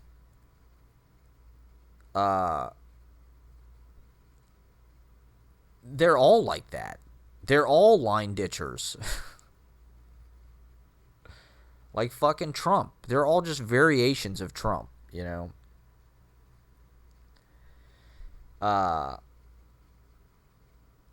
And so there's these 2 girls in front of me, and they're with this guy, and of course, they're always with tall guys. This is the reason I got on. This is what I wanted to talk about. Is this thing has just got to stop. I feel like women are they're brainwashed. They're completely programmed. All they fucking care about is a guy 6 feet tall or not. And they're always talking about, oh, are you really 6 feet tall? Are you 5'2"? This is all they get like, it is the equivalent for like big boobs. They're just I mean, maybe it's just these women and maybe it's just their ethic, but I feel like it goes deep. It's a genetic thing, and I get that to some degree. I get like there is definitely, I mean, it's probably a deep biological thing that like having a tall man, right, like can protect you and like gonna keep you safe. There's a feeling of safety, and like I get like there might be some interest in like wanting to have a taller child, but to me it seems to preclude all other qualities. It's really the only fucking thing that matters. Like, is the guy 6 feet tall? If he's 6 feet tall, I will fuck him. And I will, like, flirt with him. That's the frustrating part, is I see these girls just, like, throwing themselves and just, like, fawning over these dudes just because they're fucking tall. And the guys get it all the time, so they're just, like, cool about it. They don't really give a fuck. Of course they have cool personalities. Like, women are just like, oh my god, like, ha ha ha, like laughing at them and like trying to flirt with them and shit. Are you really 60? So the conversation, they're even talking about how tall the guy is. Because the one girl was probably 5'9" or so, and then the other girl was probably like 5'6", 5'5". And the dude is like, I don't know, he's probably 6 feet tall, but that's it. He's not interesting. He wasn't cool. He didn't have any cool style. He wasn't funny or smart, or I don't know, maybe he's all those things, but he's not an artist. He's just a bro douchebag. He's not an artist. He's not a poet. He's not a sensitive soul. He's just a fuck face. He's just a fuckwad. He's like they're all the same. And it's the only thing these fucking women care about. So they're talking, are you 6'2"? 6'2" is really tall. Do you know how 6'2" is tall. This is what the woman is saying. This is the conversation, literally the conversation they're having. And it's all I see. And the relationship to me seems like a handbag. The guy feels like an accessory to me. The way these women walk with like determination in front of the dude, it's like the guy, it's just like a baby blanket. It's like they need daddy. This is the other thing, this appellation, oh, daddy. Daddy has become like the word for like hot guy. Oh, daddy, you got a juicy butt, dad. Like Christopher Maloney's like daddy. And that's like a it's a Freudian thing. These women have daddy issues. It's only natural. It's a special bond. The father-daughter, the daddy-daughter bond. And of course, and it's kind of sexual in a way. I mean, it's not. It's obviously not. But it's cross-gender. It just like mommy issues. It's the same shit. But your dad, when you're a little baby, your dad is taller than you. Daddy, pick me up, daddy. Take care of me, daddy. Keep me safe, daddy. Keep me secure, daddy. And so now it's a sex thing because everybody's infantilized by our culture. Everybody's got arrested development for these same reasons that I'm talking about. It's how they sell us shit. They keep us as babies. Feed me, daddy. Feed me likes. Feed me restaurant food that I can Instagram. Feed me sushi. Feed me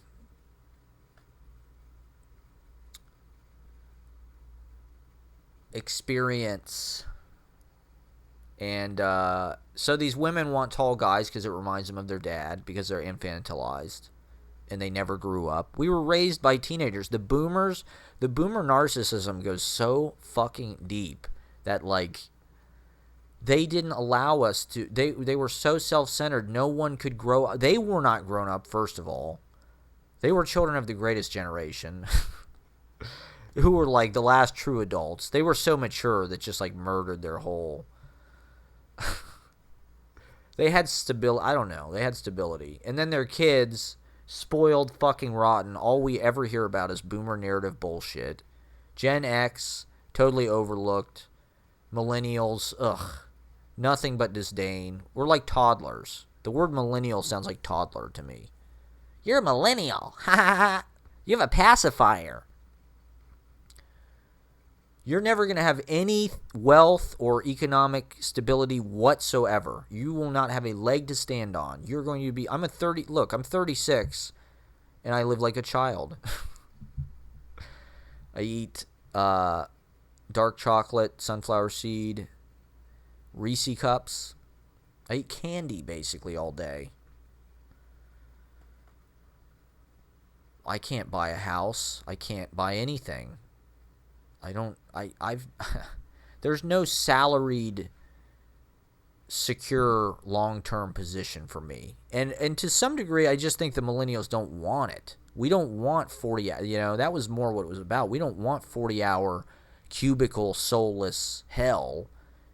We want to live as variously as possible, as Frank O'Hara said. And so that means you don't really keep a job longer than maybe 2 or 3 years at the most. As we get older, you hear people bitch about they can't buy houses, and I think that's true. Like, the wealth was stolen from us.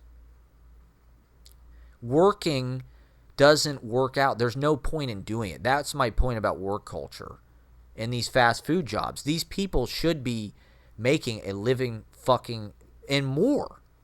They work, and they work hard, and those jobs are not easy. They should be making definitely upwards of $50,000 or $60,000 a year. If you work full time, I don't care if it's at McDonald's. I don't care what you do.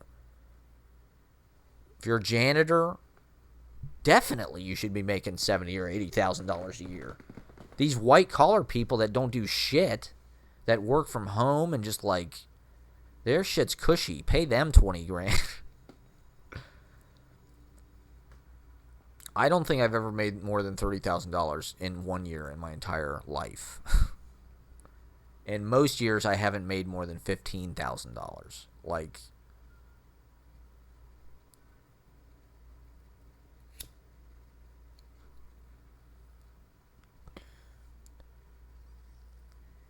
but I am like an extreme anomaly. I don't know anybody that even thinks about living the way that I do, which is a shock to me because it's just like my fascination with the beatnik thing. That was more or less like a media standardized version. There were a lot of people coming out of that tried to live without money or to drop out. Throw all your money away. Burn all your money. Now that would be unthinkable. Like, it's unthinkable that people would like not even have an email address or a phone. Like, there's very few people that even do that. If any. Like, we're all in the fucking Matrix. And the professional rat race, completely quantified via likes and the social performance and codification of those structures and those relationships.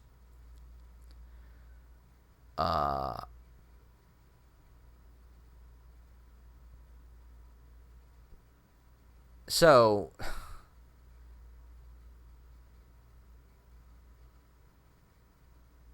this height thing, I feel like I need to talk about it just to like, they need to be deprogrammed, because I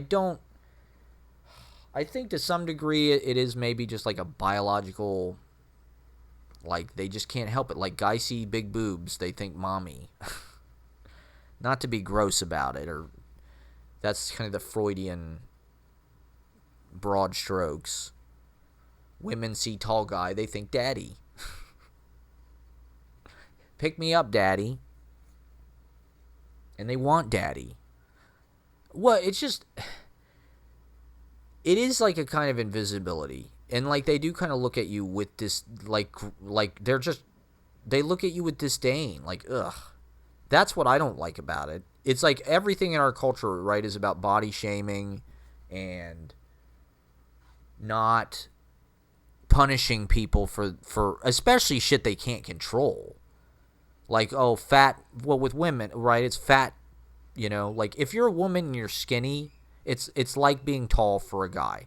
Like, if you're a woman and you're skinny, like, chances are most guys will think you're, like, hot, because that's just what that means in our culture. And for a guy, it's like being tall. It's just like, oh, this guy's tall, he's so hot. It's like, he's not hot, he's just tall. It's something he had no decision, he didn't earn it. It's a genetic accident. And it's kind of reinforcing patriarchy and domineering. Like, isn't it more feminist to be taller than your boyfriend? The patriarchy implies, like, the man is superior. Oh, he's taller. He's the king. I mean, feminism, I guess, is about having whatever you want, and you probably want a tall guy. It's like the girl boss. It's just you need it. If a guy's not tall, it's just like, God, he's just never gonna be tall. You know, that's something they're always gonna hold against you, and it just feels really unfair. Like it's something you had, and it's to be absurd. I think it's just not in their own best interest. Like you're overlooking everything else, literally. You know, I'm a pretty good looking guy, and I'm not. The frustrating thing is I'm not really that short. I never considered I'd say a medium height. I'm 5'8". Like that's not short. Like nothing against anybody that's short, but like I'm not even short. I'm taller than most women I go on dates with, to be honest. Like maybe some of them couldn't wear heels or they'd be taller than me, but I am taller than most women I go on dates with. But I'm still like looked on with like, oh God. You can see their boner just disappear. As soon as you show up to the date and you're 5'8", they're just like, ugh, I'm not attracted to this guy. It's absurd. Like, I don't know where this came from. Maybe it's biological, but like I think our generation especially was just attracted to like, it was like reactionary against the kind of, like we wanted Adam Driver, who's like kind of ugly, but he's tall and he's like his body's like, he looks like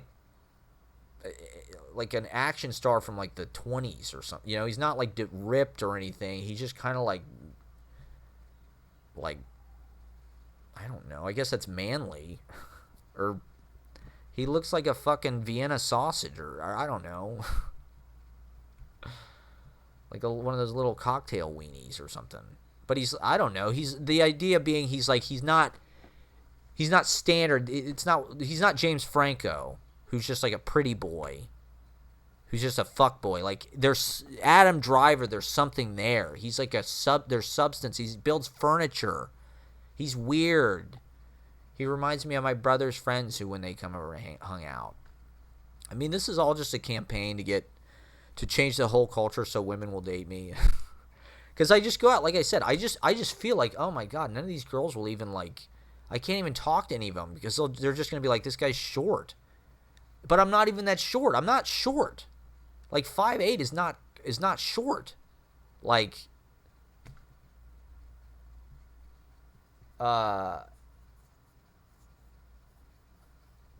it's just something that really needs to be seriously reevaluated. Women, I think, can do better. And so the other thing about like body shaming and our whole culture is like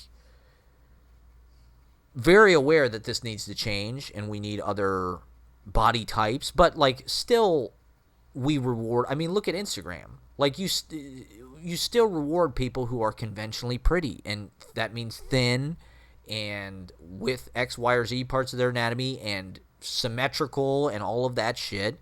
And in fact, it might even create more unhappiness and depression. I mean, with these magazines and shit, yeah, there was a sense like, okay, I don't look like whatever, Cindy Crawford or Elle McPherson or whatever, so like I'm invisible or I'm not central to like the culture's narrative. Like that obviously needs to change. But what these apps do to people's self-esteem and in fact create kind of needless problems, I would say. Like me, I wouldn't be mad at really a lot of the people who I'm mad at because they didn't like a social media post or something. Like I wouldn't even be mad. Like it'd be like, oh, I just haven't talked to them in a while. Like I wonder what they're up to. I hope they're doing good. Whereas now it's like, oh, I posted this professional, self-promotional, like resume humble brag post and they didn't like it. Fuck them. I hate them. They never look at any of my stories. They never like any of my posts. Like, I hate this fucking person. And it creates weirdness. I know for me, I've probably weirded a lot of people out by this point and like made it like almost probably impossible to connect with them professionally just because of the way that I've like shown my whole ass on social media and like, I don't know, gotten mad, like sending them bad vibes, or I don't know, just having bad vibes because you're like, ugh, this person doesn't like any of my posts ever, or fuck you, mom. uh,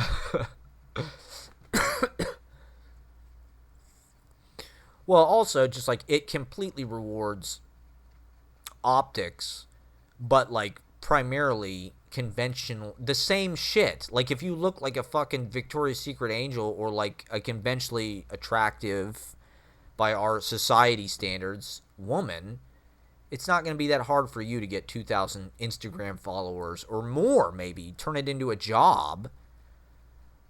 Like, I don't know, I think to some degree it gives people a disproportionate sense of their own value and their own like attractiveness. Like just because you're cute and you get a lot of social media validation, it's becoming a currency, right? With influencers and paid promotional accounts, and how many clicks do you get? How many views do you get? You know, if you're an attractive person and a pretty woman, let's say, like it, guys will look at it just for that. It's visual, it's image based, and men. This is another thing. Is like, okay, we're all talking about hormones or gender in our anatomy. Like, as a guy, I don't know.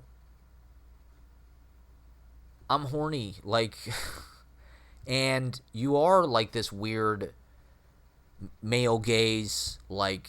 I mean, why is it every male author describes woman's anatomy in every fucking description? Or she was pretty. She had, you know, it's like, that's the way men think. That's the way they see things. Like, it is kind of like animalistic and simplified. Women maybe see more in depth in a broader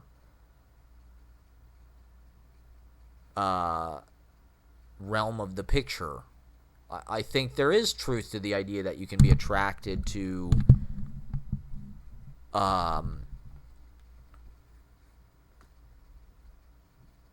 just like experiences, shapes, colors, like sex, gender,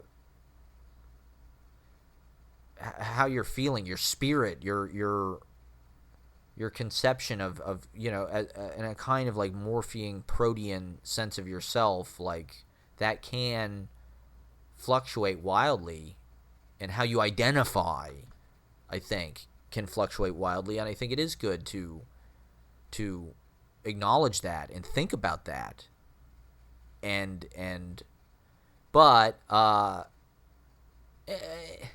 also just culturally, I think it was encouraged for us to be like horny and debased when we toxic masculinity, right? Like that was cultural. That is beer culture. That's rape culture. That's Maxim. That's Playboy. That's The Man Show. It's stand-up comedy. It's music. It's Limp Bizkit. It's all of it. You know, all of our heroes were these fucking rock guys who got laid, and it's like that is just as damaging, and it creates like a despair, because you have, you know, you expect your life to be like an Axe body spray commercial or something, where it's gonna be like Hard Day's Night. You know, hot women are just like chasing you down the street. And the reality is, it is a cold, unrewarding dimension that we currently occupy. Like,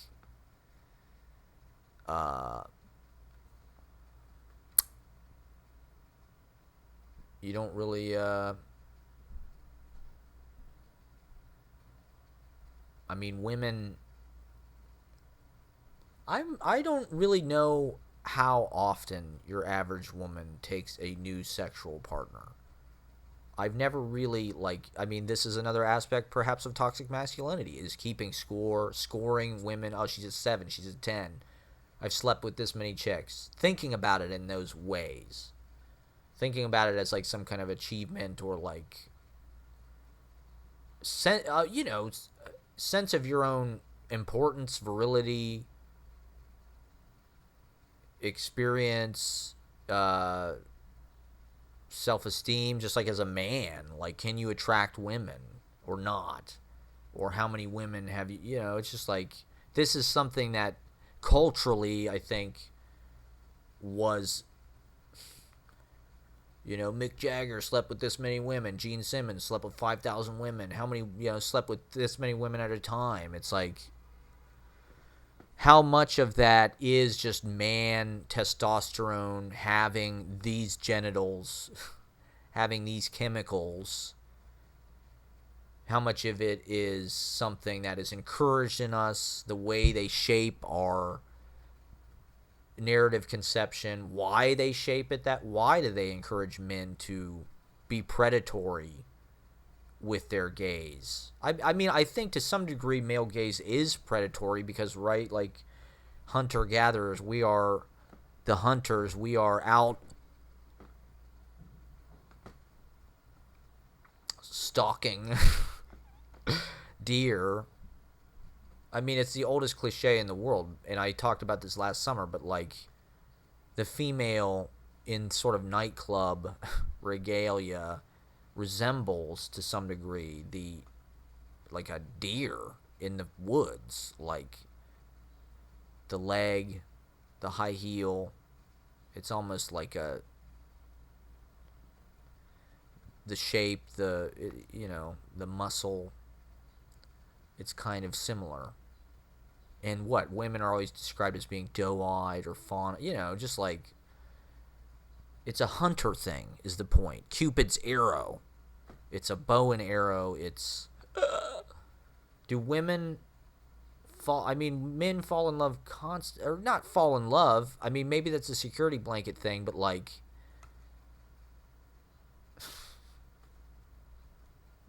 it feels like. Not necessarily that you can't help it, but like, I mean, fucking how many poets and like old guys.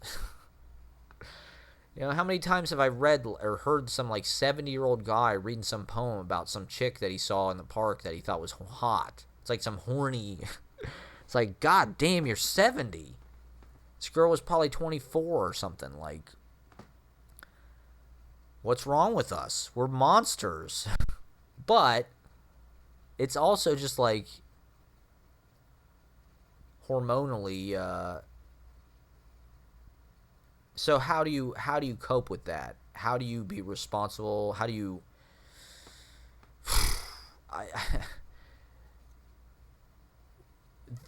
And does having that desire drive you to a higher success rate? Does it help with your procreation? I mean, and of course, also, now we have incel culture.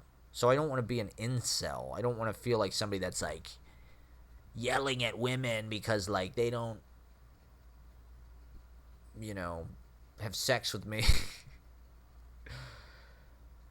At least not, I mean, absolutely not. I'm not an incel. I'm not trying to fucking, I don't even know anything about it, to be honest. But it is something that has manifested in our culture. So like, how do we heal these guys that just, I mean, and it's just weird. It's like there's a lot of women that are attractive. Like, the economy of sex is so unbalanced. Supply and demand. I mean, is everything in our fucking life like based on scarcity and like not abundance? How do you get? I mean, is that capitalism? Is our sex capitalistic in that you have to earn it and you only share it with like the people that win it? Like it's a fucking reality show. They have to, The Bachelor, right? They have to make it through the gamut of all of your tests and all of your, you have to go on a date. You have to. I can't, at this point, I could not even imagine like talking to a woman in public and having her the way that these women look at tall guys. I couldn't imagine a woman looking at me that way. And it's just not fair, because it's literally just because the dude is tall. Like, the guy doesn't have to do shit. It's completely unearned. I'm incredibly charming. I work incredibly hard. Even if I was famous, I think that would wear off. Like, I think a woman would almost rather have you be tall than famous. Like, even if you were famous, she'd always be like, well, he's not tall, though. Not all women. Some women don't care. Women who had short dads. Like, I was taller than my ex's dad by a few inches. You know, the frustrating thing is all women find tall guys attractive. It's not just tall women. Like, to some degree, okay, if you're 5'9" and you want to date, like, I think some of it is, like, women, there's a lot of, obviously, cultural stuff, but they don't want to feel big. And they don't want to feel bigger than the guy, probably. Like, if the guy is smaller, like, if they're taller than the guy, especially if they're on heels and if they're bigger, they're gonna feel like this isn't right. And, like, this guy's, I feel big, he's supposed to be bigger than me, so I want a tall guy. I need a guy that's 6'2", because I'm going to wear my heels, and I want to be 6'1" in my heels. And it's like, I think there is, like, a stigma. Women don't want to feel bigger than a man, and they don't want to feel, like they just don't want to feel big in general. They want to feel small. And so, like, if they're around a bigger guy, they're going to feel small. But, okay, so if you're 5'9", I get whatever. But the problem is all women want to date tall guys. Even girls that are, like, 5'1", they want to date some guy that's 6'2". It's like, come on. You're 5'1", date a guy that's 5'6". Date a guy that's 5'4", even. Like, date a guy that's 5'3". Who the fuck else are they going to date? At least not in this culture. Maybe in other cultures it's different. But our culture seems obsessed by this. And I do think it is sort of like a trend, and it's kind of socially engineered. I think it's a psyop. I think it's like military-industrial complex completely. Like, it's a war thing. We need tall warriors. We need tall, strong. So even if these guys are stupid as fuck, even if they're just, like, nothing doing, of course they're going to be confident, because women are throwing themselves at them in a society where that doesn't happen unless you're famous. Or I don't even know. You got to have something going on, I guess, that I don't have. I have no real game, I don't think, at all. I don't know why. I'm afraid of danger, and I'm not afraid of it, but I avoid it. Anytime a situation starts to feel dangerous, I leave. That's not very sexy.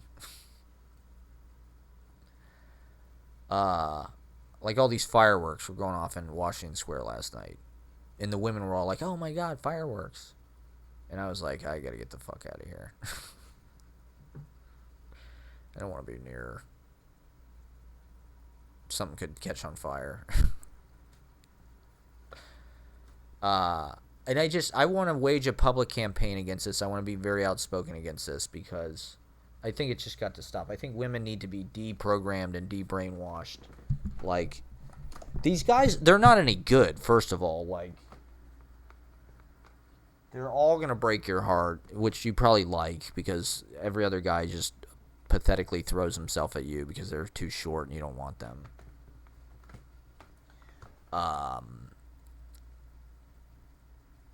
But, like, they're cocky, they're not interesting, like, they may give you some sense of false insecurity, and to some degree, I think that relationship doesn't matter to them, or, like, they're looking for certain needs to be fulfilled, almost like having a fucking dog or something. And so the man, when I see these women, like, shorter women walking around with some 6-foot boyfriend, it's like,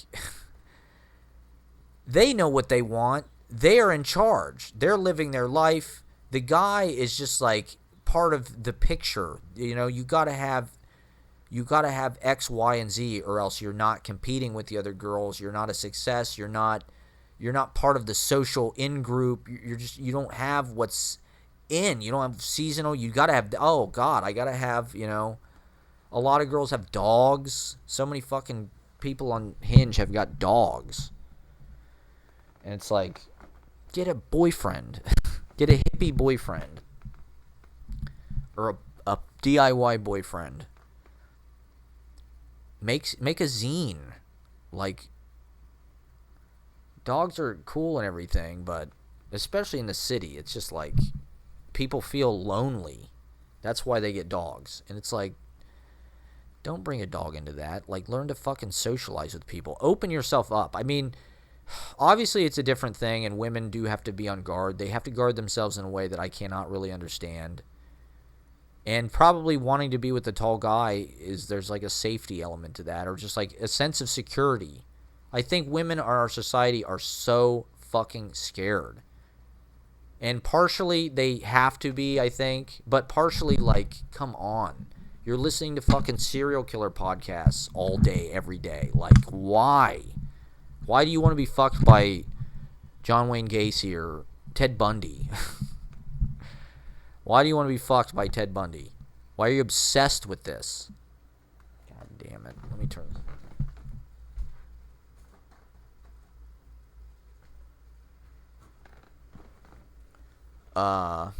See, it didn't really do much. Is that too dark? That's why I don't use this camera that often, because it gets too dark.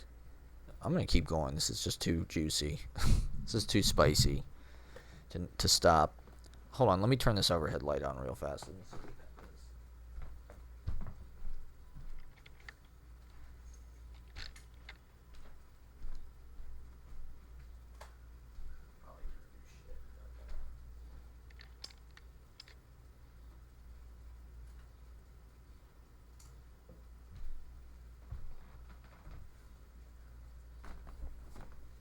Okay, should I move? Maybe I should move this other chair or something. How does this shot look?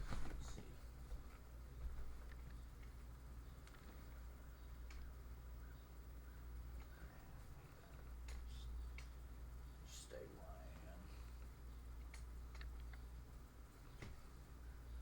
I am. Well, okay, so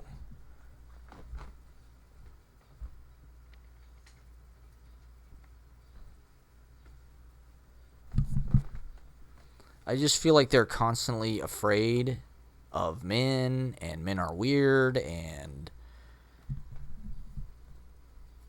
it's like almost impossible to get access to like a beautiful woman. It's insane. And it's just like, they're not doing themselves. I'm an interesting person.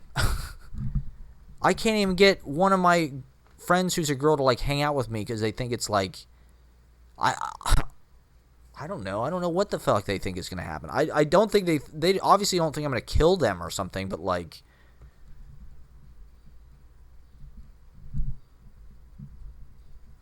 there's got to be a mature way for both sides to deal with like maybe a misguided or a programmed sexualizing or sexual interest in the relationship that like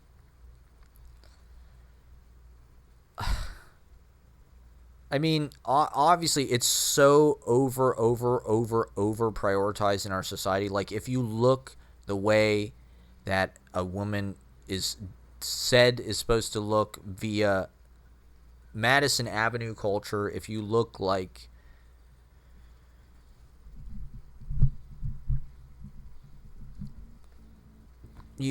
tall, thin, big boobs, nice figure, pretty.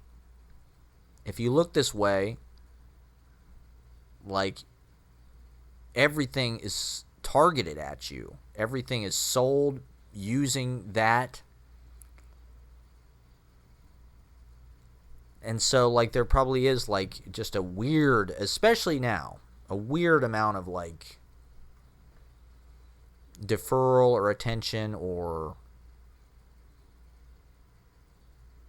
people's ability to be able to interact with you is probably distorted by, like, oh my god, like,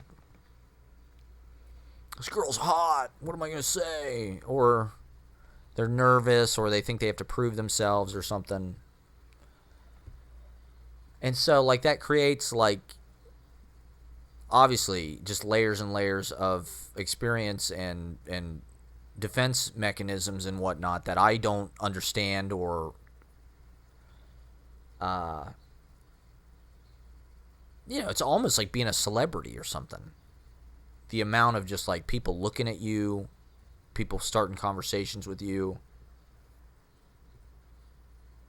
That's one thing I've noticed people saying on Twitter, is just, like, men just hit on them relentlessly. I don't know. I mean, it's hard to get the courage up to even talk to somebody in public. So I'm kind of amazed that there's guys out there that are just, like, talking to women everywhere they go, because it's definitely something that I think socially is kind of discouraged, or not that many guys do it. They're too nervous, they're too but apparently it's even that. So I don't know. On the one hand, you have this entire population of people who've been trained to, like, be James Bond, and all they want to do is, like, sleep with, like, international exotic babes and be a womanizer and drink and be a cool cold warrior, mass murderer, war machine.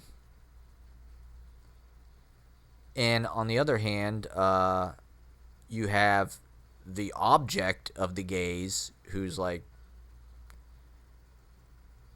experiencing an overabundance of, market offers. And so they have to, and I mean, you're going to have a lot of guys who are going to be unhappy, I guess. Like, can we get these guys the VR sex headsets as fast as possible? Because if it's really all about sex, and you can, and in fact, like, it kind of divorces the human being from other functions. Guys are looking at women primarily as a sex object. And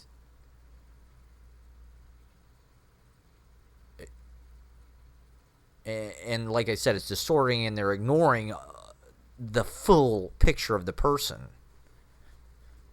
And plus, you have people that just can't interact naturally because, like, they're just not affable. If you're some woman that just gets hit on all fucking day, every day, how many times are you going to be nice about it? Of course you're going to hate toxic masculinity, and it's not your job to be nice about it. And are you afraid? What is this guy going to do to me? Is he going to get mad? Is he going to try to force himself on me?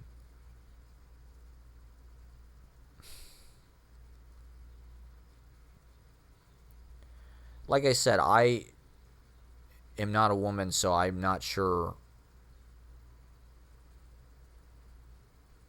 how often this is experienced.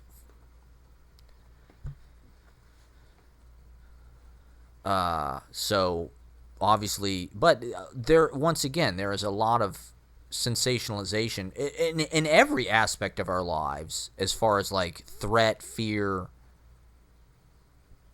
You turn on the local news, all you're going to hear is fucking about shootings, robbery, whatever. Police standoffs.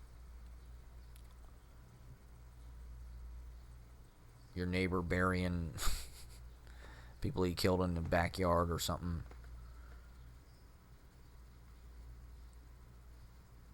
But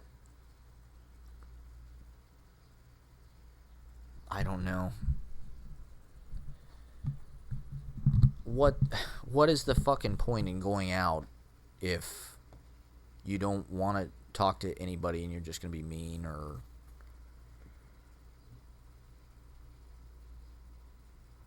just to be around people, just to go to venues, just to people watch like I do?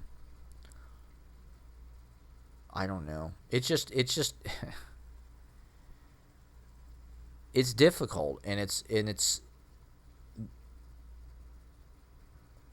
sex based on how much you kind of desire it as a guy versus how much it actually happens, and also what you have to do to get it. Like,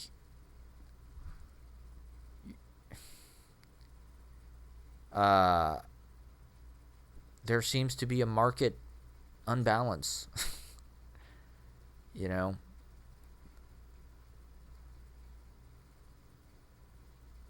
you're just overly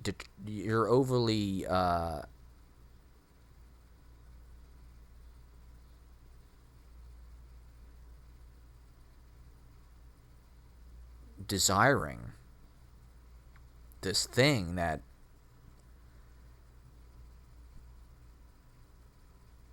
I don't know.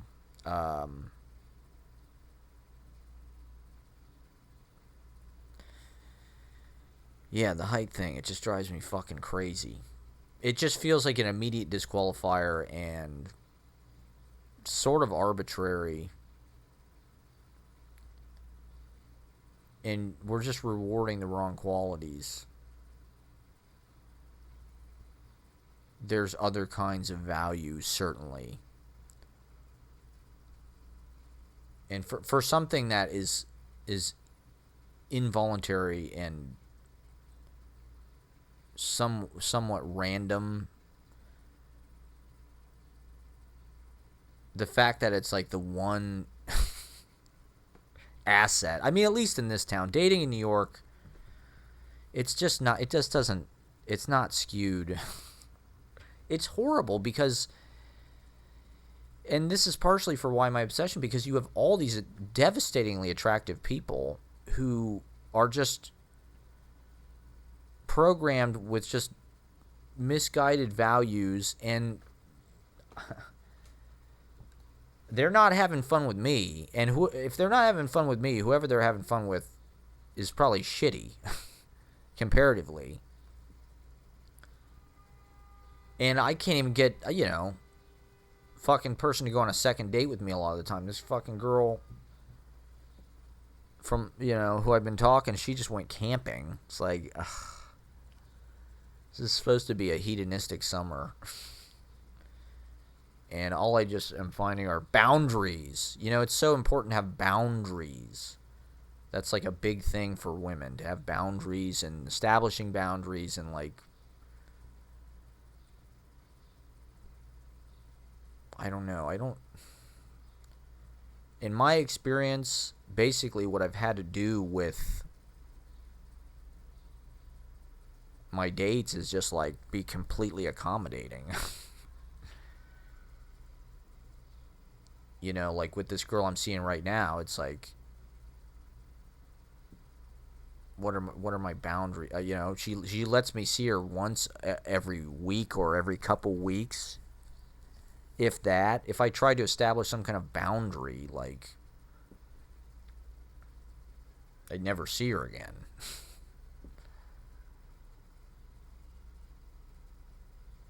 So it's just like you're constantly meeting these people that are just like super professional, super attractive. They're physically fit. They're good looking, because like this finance thing really is based on genetic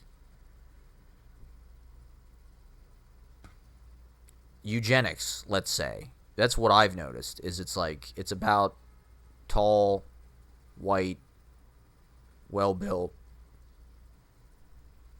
Thor-looking fucking people, basically. Jogging. And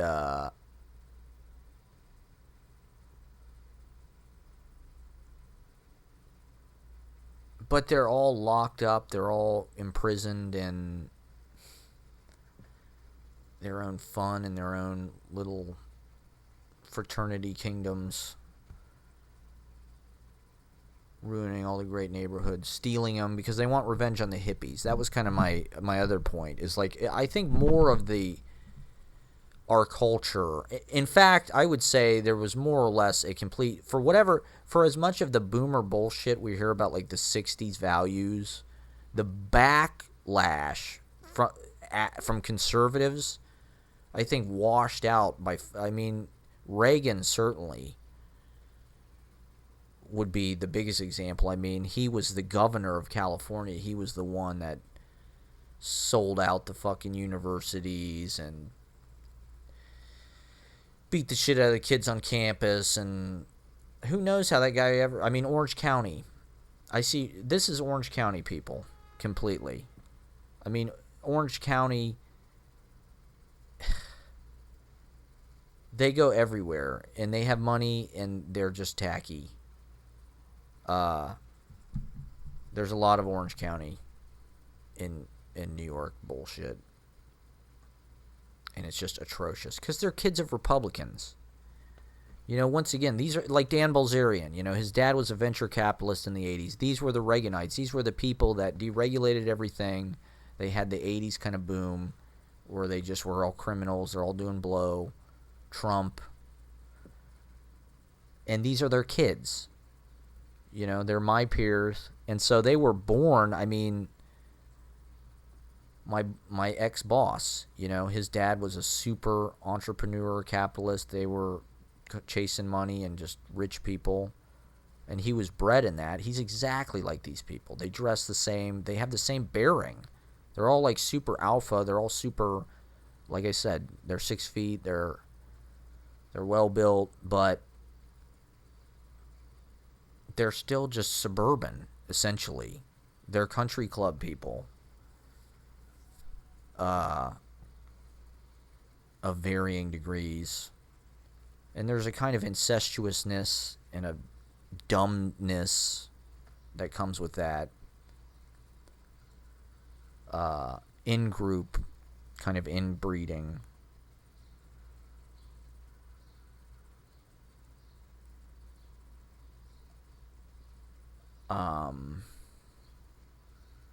And so just the Reaganization of the mentality about smaller government and less taxes and too much spending and debt. There's too much debt and people have to have jobs and there'll be inflation and, any kind of government, anything is bad. Not necessarily the demonization of socialism happened in the 50s where it became like a crime and you'd lose your whole fucking life. That was the beginning. So the post-war capitalists could just go bananas. And by Reagan, it was more about just like any government spending's bad. Like, it's going to increase your taxes. All government spending's waste. But also just like culturally, the way they trash the place. Like I'm saying, these neighborhoods stealing all of the cities, stealing all of the apartments, stealing all of the livable space, privatizing everything, essentially. That's been the game. And it has been cohesive, whether it's what we see on TV programming us, The Apprentice, Survivor, Mark Burnett, Real World Road Rules Challenge, corporatization and just privatization of every fucking thing. And with the phone, there was something sexy about it. Oh, it's your work hours are flexible. You can be an Uber driver, work whenever you want. Or Fiverr. It's odd jobs. It's like it's an app for that. You don't have to like find some weirdo at like the hardware store. You can like get on an app and there's reviews and any kind of domesticated, creative, tech, finance, white collar, basically. People who are not manual labor, let's say. But there's varying degrees of exploited. That's what I see with these tech people. It's like I said, my friend took a 15% pay cut because they're in New York now. It's like, well, that's worker exploitation, and it's regimented and it's systematic. It's not even it's just their policy. It's nothing personal.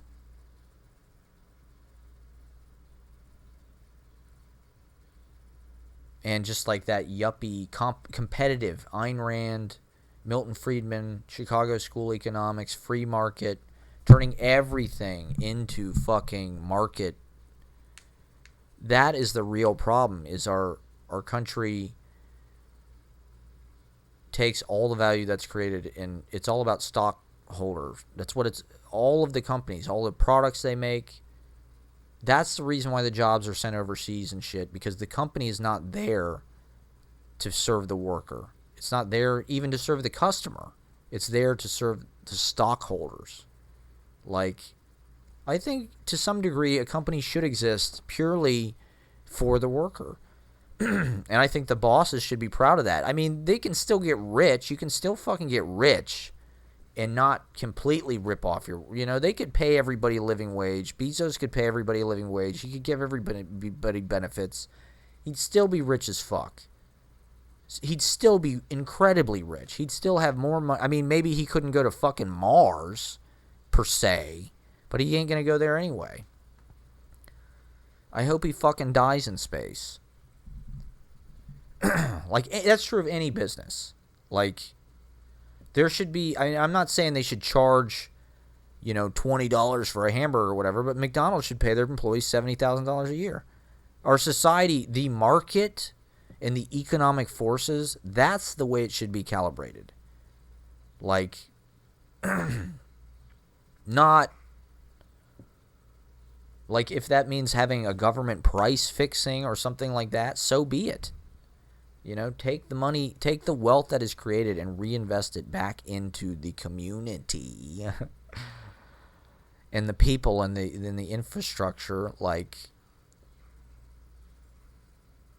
if you're a company, you should be proud, and it should be a requirement that you have a responsibility to provide your employees with a good living, benefits, and free time and shit.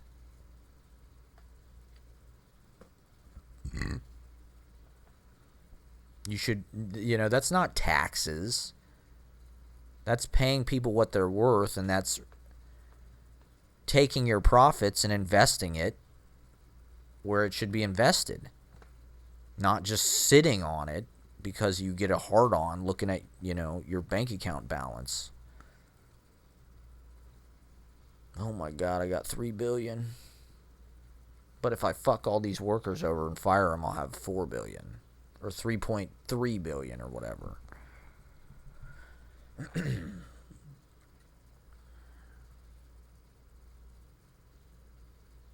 So I don't know. Like, with a lot of shit, we have, like, it's almost like just the mask. We have the mask in the face of hippie values, 60s radical left. Oh, there's free speech, people are cussing, and there's obscenity, and there's nudity, and there's porn, and there's weed is legal, or it's getting there, and there's LGBTQ to some degree,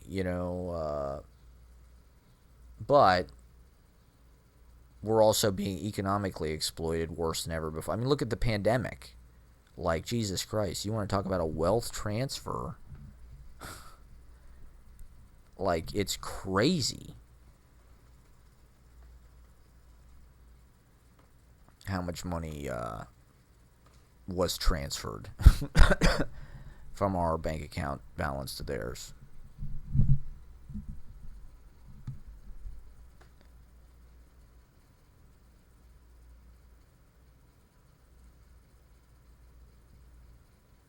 I don't know. I look forward to a future that's based on catharsis.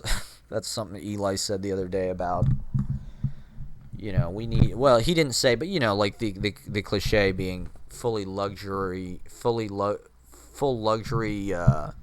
gay communism. But the point being, if everything's automated, if enough wealth is created, we can sort of house everybody, we can feed everybody. People don't have to work, at least not their entire life a fucking way, at some job that like is not necessarily what they want to do. Then our lives can come about permanent catharsis, or continuous, perpetual catharsis. As far as just like being with other people, talking, playing music, making art, making pamphlets, writing, going to the theater, putting on plays, being honest with people, spending time with people, playing, being with your family, gardening, whatever that might mean. Life could be therapeutic in its freedom and its ease, or at least its absence of sort of punishing pain, labor. Like that's the other disagreement that we have with labor culture, and just the kind of craze, is the pain that feels implicit and required. Every job, it's basically like that's what they're, as a waiter, you have to stand up. You can't sit down at your job. You're getting paid. You need to be on your feet. You're going to wear uncomfortable shoes. Like, the pain is like part of what they're paying you for. Oh, you work in an office job. Well, you got to wake up at 6 to like get ready, commute. That's going to be a pain in the ass. And then like you're going to be tired. You got to get some coffee to wake up. You're going to be sitting at a desk all day. Like, you're going to get carpal tunnel. You're going to have spine problems. You're not going to get any exercise or see the sunlight or get any air. You're going to be inside.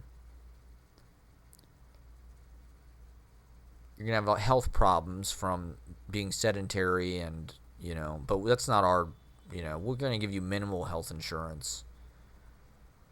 It's your responsibility if you want like a massage or to see anything out of network. In fact, probably dental, your copay is going to be absurd. So if you need any actual things done, it's going to cost you $400,000 or $500,000. So pain. They pay you to suffer. All jobs suck. Why is that? Unless, the illusion being, okay, if you're a super competitor and you're better than everybody else and you're super talented and you're genetically, right now it's all based on scarcity. It's all based on constriction. Most of us can't rise above our class. In fact, it's like a crime to think we're exceptional.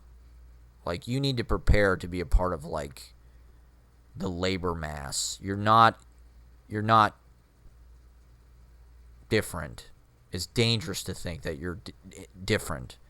You're not a musician. You're not an artist. You're not a genius. Don't even try. You're not that talented. We haven't seen it. You should probably think about going back to school and what kind of job you're going to get.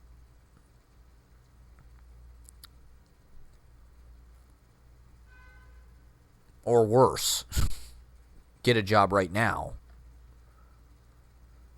to help pay for whatever, your mom's medical bills or whatever. Like, that's not necessary. What? I think we saw during the pandemic what jobs are essential, right? And what we could do without. And yet still things happened, and the people who were essential don't get paid shit. They're the ones who if they stopped working, our society would fall apart, to be honest. If trucks stopped moving, if grocery store people stopped going to work, if food delivery people, if whatever it was, I don't know, whoever the essential nurses.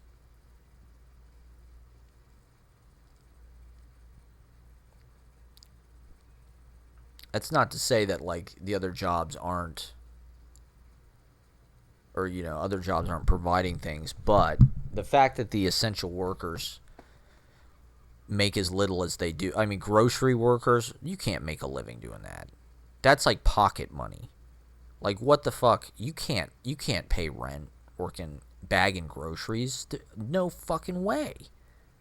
Like, to me, that ain't right. Like, that's a job. In fact, it's a hard job, and it sucks. And the idea that it's low skilled, that's kind of everything that we're talking about. These talent hierarchies. Well, anybody could do that. Well, but they're essential, and they are the people that's doing it.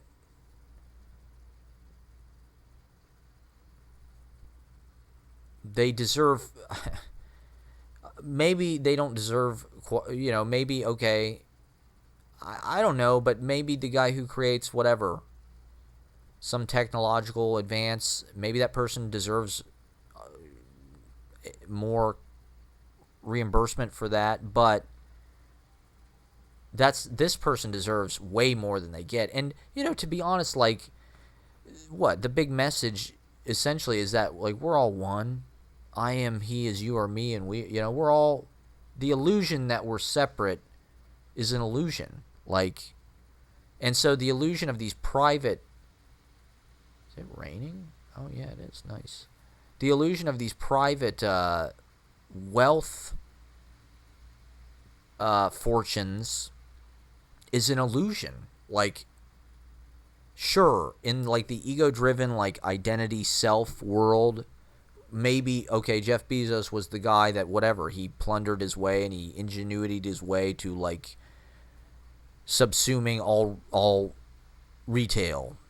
Congratulations. Like, he's not a fucking genius. Like, it was easy to see that was going to be the next thing. It's just he was the one that railed his way in there. But, like, he's not creating the fucking drivers, the fucking people who work for him, the people who make the shit, the people who he's, like, subcontracting it out from. Like, he doesn't do shit hardly. And yet, because it's his name is on the fucking thing, and this is his intellectual property, these ideas, this business, this, he's allowed to write the rules about how the profits are. Well, I'm special. If it wasn't for me, none of you would have jobs. You wouldn't be making any money. I'm paying you. You have to do what I say. Like, we're all one. I mean, we're a society. We're a community. When you see, like, an ant farm, you don't think, well, that ant is special. He's different than all the other ants. It's like, no, the ants, like, they build the fucking tunnels and shit socially. It's a group. They're all parts of one mechanism.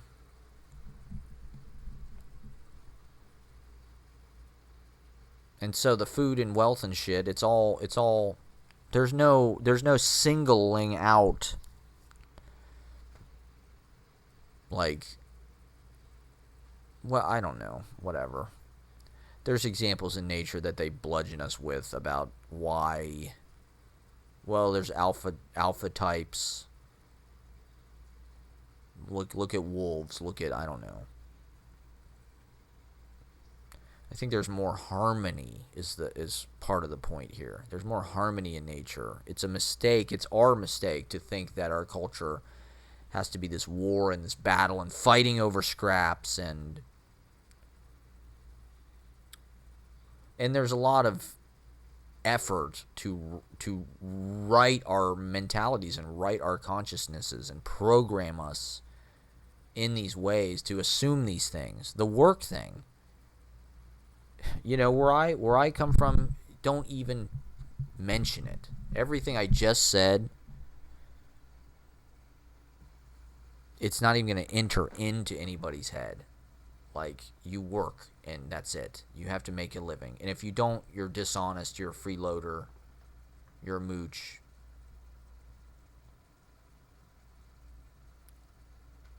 And these finance people, they're the worst because they really don't work. If the part of the point being, if the money wasn't taken by them, right? Like McDonald's takes all of their profits and turns it into shareholder value. And in fact, the purpose of McDonald's is that it's a reliable stock. And so, as a brand, it's stable. So if you want to invest in it,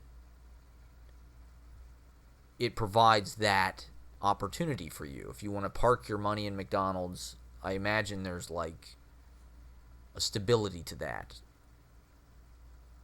It's been around. All these companies like Pepsi, they're kind of like perfect products because they're totally synthetic. I mean, Pepsi uses shitloads of water.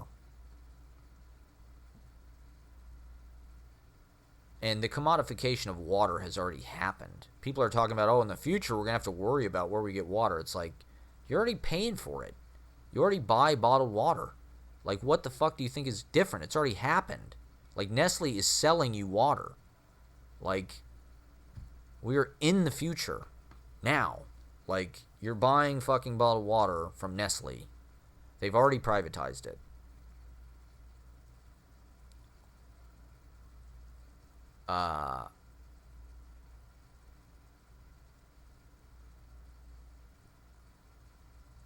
Because the food is dehydrated and preserved, it's all about maintaining their profit margins and whatnot, and creating an expected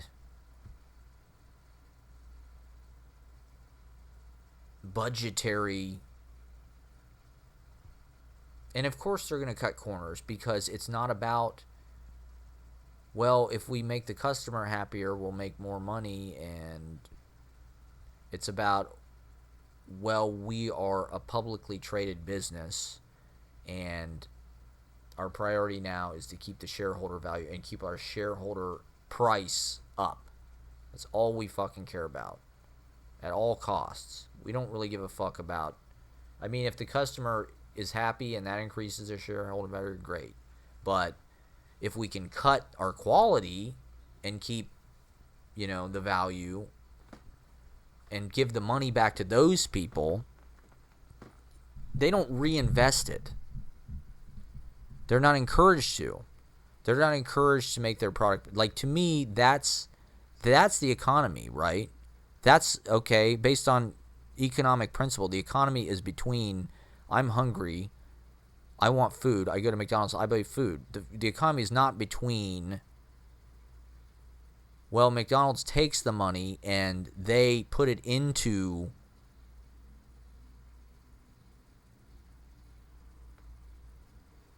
stock value and they pass it back to those people and they do shareholder buybacks, or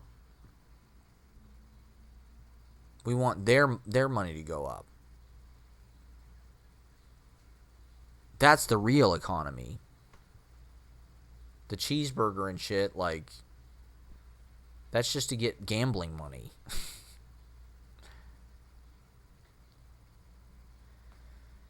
So, I don't know. I see this alpha, misguided, height worshipping. It's like skyscrapers. It's just phallic. It's patriarchal. It's old paradigm to be interested in a man solely because of genetic thing that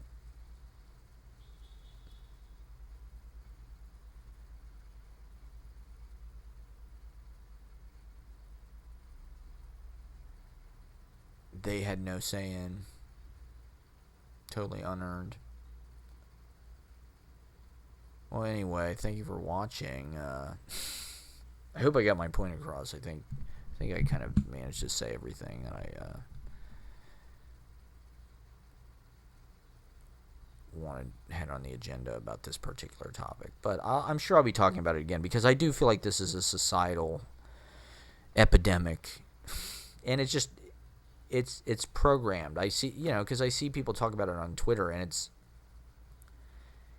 just it's something that we take for granted. It's like, yeah, it's like I want a guy to be 6 feet tall, and that's cool if I want that.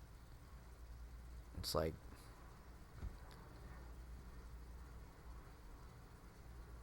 just because you're weeding out like huge percentages of potential partners with like one fell swoop doesn't necessarily make it like the smartest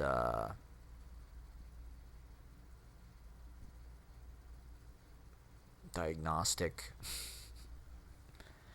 for or metric for somebody's value, even sexually. I think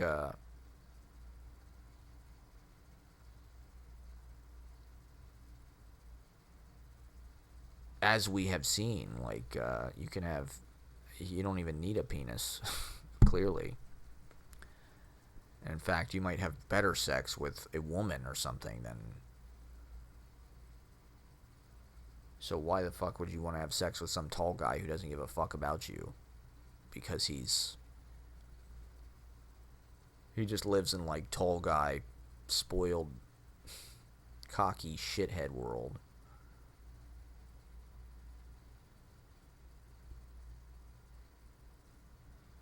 They just get a disproportionate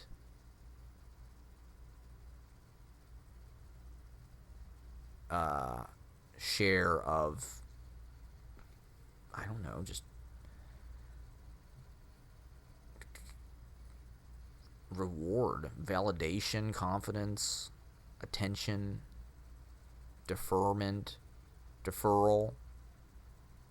And it is old. It's like, oh, this tall guy, it's like, that's patriarchal as fuck. That's physical dominance, it's colonialist, it's eugenics.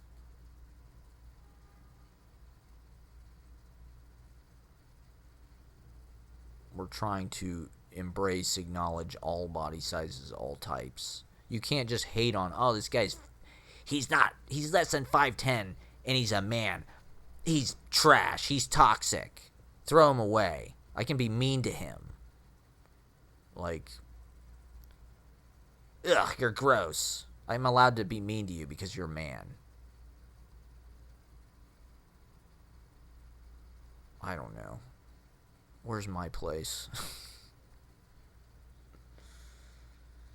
I mean, for one brief moment last night when this guy took a selfie with me, right? Because he thought he said I looked like Skrillex, which I really don't look that much like Skrillex, to be honest. It's the glasses and the hair and the white t-shirt.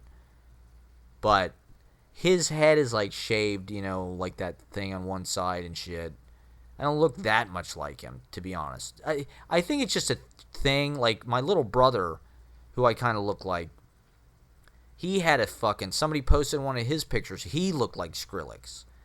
So there's probably some stupid South Park thing or something. Some dumb cultural thing where Skrillex is like, I don't know. They make fun of somebody for looking like Skrillex or whatever.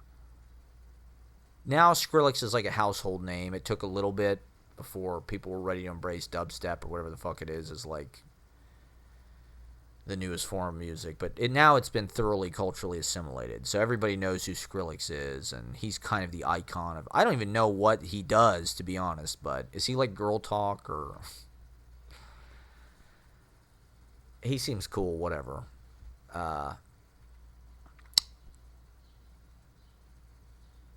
But it's just like, I'm kind of disappointed because it just feels like programmatic. Like these people, even with this like cocky, like funny moment they're having, are being unoriginal.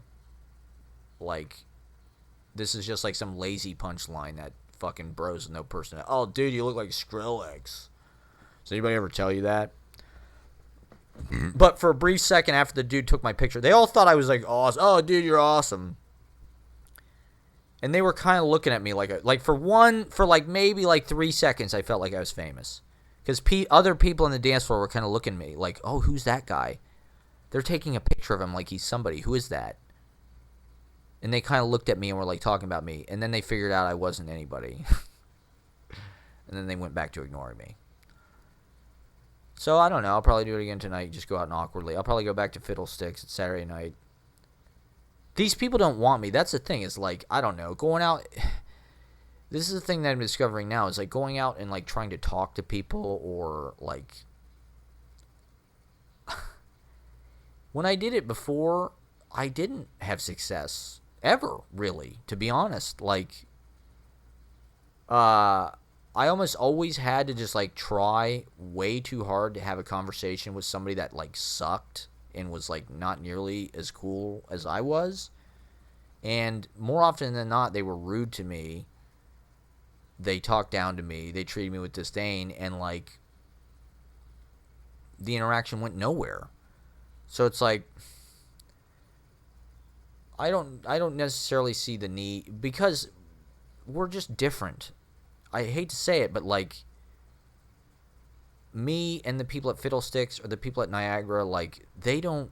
Not everybody. There's probably some people there I might be able to connect with at Niagara, maybe. Probably not Fiddlesticks, but they're just not human beings. They're these determined aggro alpha type A finance criminals. Like I said, they're ditching in the line and shit. Like, I don't know. They're looking for status. They're looking for. I just don't get. This was an interesting point Eli had, was like, because there's no like there's no ignition. Like, these people are not creative enough to start anything new. Like, they just want 90s rehash. They want Stacy's Mom. They want Backstreet's Back. They want Bayside, I love the 90s cover band. They're not going to start a culture. They don't create anything. They don't invent anything. They go to work. They make money in completely immoral ways. They come home and they spend money in completely immoral ways. And our whole service industry is funded by this, because this is the way they rigged the economy. The rest of us, all we can do is wait on them. We're servants. Just like aristocracy. It's the same shit. Instead of a butler, you're a waiter. You're a bartender. Instead of a fucking like live-in house cook or whatever.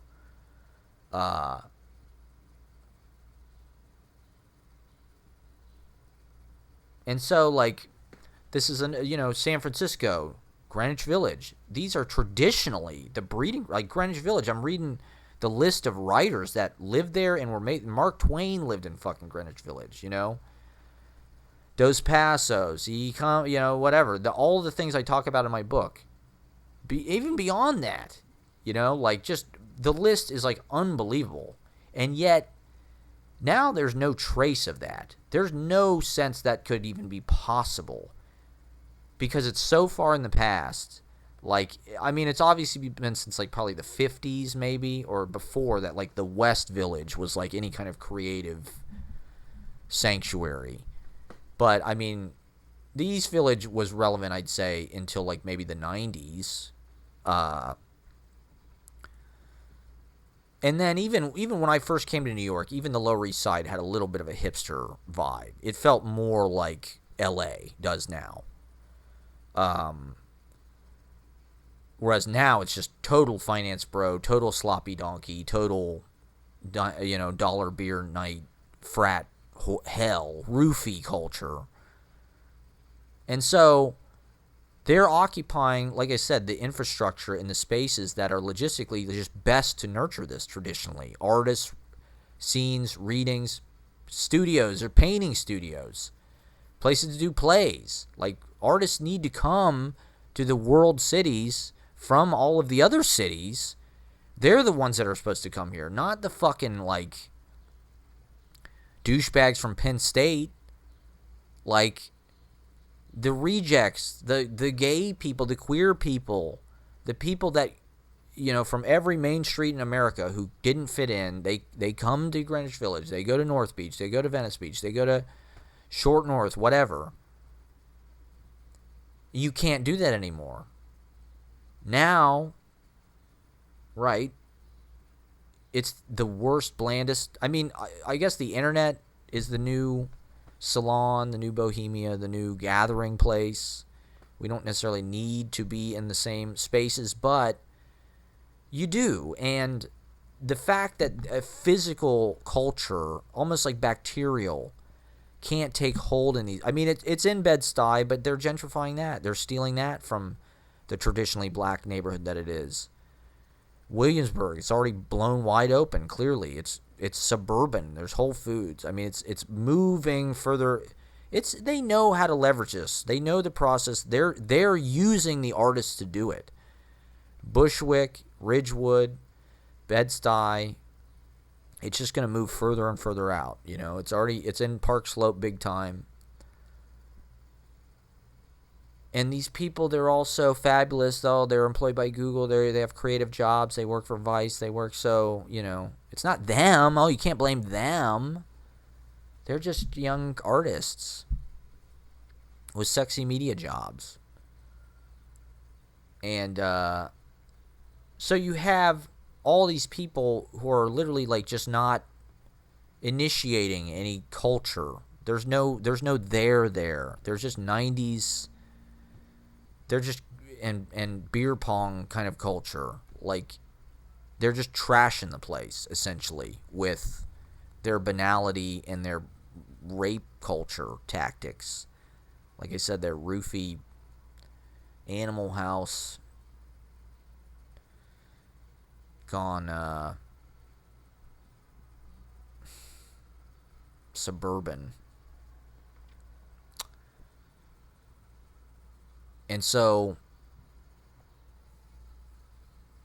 there can be no solidarity, or the solidarity, you know, there's no breeding of a scene or a milieu or a bohemia or an underground, really. I mean, it's in Brooklyn, and it's sort of like Lux, gentrify-y, sanctioned mural type of way. Corporate graffiti. You know, the advertisements started to be graffiti and be murals. I have a problem with that. I mean, if you're an artist and like you're painting murals for these corporate gentrifier companies, like, I don't think that's a deal you should take. Like, I think that's wrong. And that's something that's also just not discussed. Like, because we're so economically disempowered, people just, there's no discussion of selling out or even what the ethics of what we're doing. Like, when I worked for Limited Brands, there was no discussion of Epstein back in 2014 at all. I would ask people about it, and they would dismiss me. They would laugh in my face. Like, seriously, you care about that?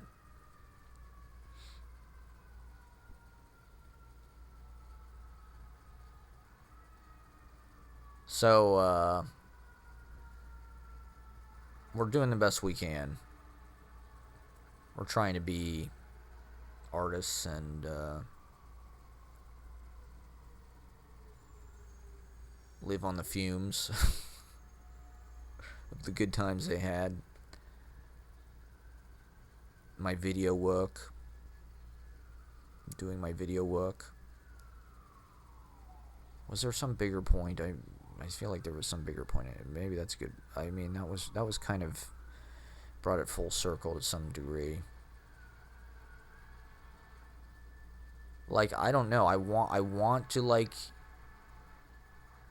penetrate and radicalize these people, but I think they are. It's like a, you know, it's like a war, like, structure, the mentality that is built to shield them, their values, their principles, just like how they live their lives, how they go out. It's so standardized. All these people do the same thing, and they do it. It's the same shit that I saw in Ohio, literally. Same vibe, same energy. And at, like I said, McFadden's, that's a fake Irish pub. Ugly Tuna Brothers.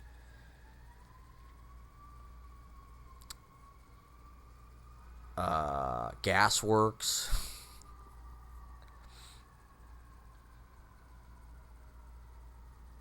And then here, same shit. Same milieu, same. It's like it is like a Nazi gang or something, just trashing the place over time. Having a big frat party, Animal House, stealing it through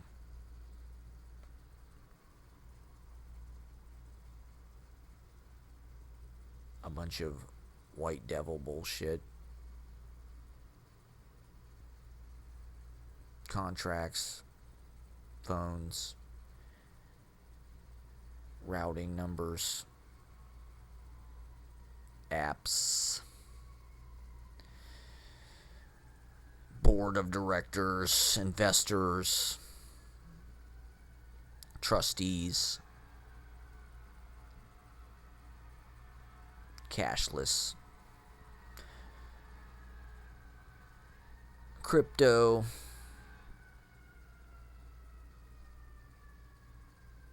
we're in the bloviating, fratastic cyber dystopia. What can I say? I'm trying to vehemently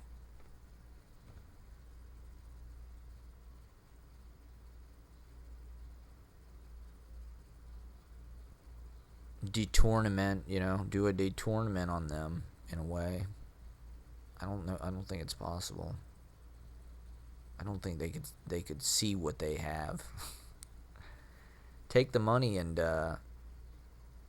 start a press, finance my magazine. I don't know. Maybe I could get them to invest and just give me shitloads of money to be cool, to teach them how to be cool. All right, well, I'm sure I forgot something. I can't believe I've been talking for 3 hours. Holy shit, that felt like literally 5 seconds. Take care, everybody. Thank you for watching. Happy, it's Saturday, by the way. Happy Pride. That was, one of the things I wanted to talk about. It's, I do think it's good that people are celebrating, and it is, more in the culture. I do think that is good in progress and whatnot. So, have a good day. Happy Pride, everybody.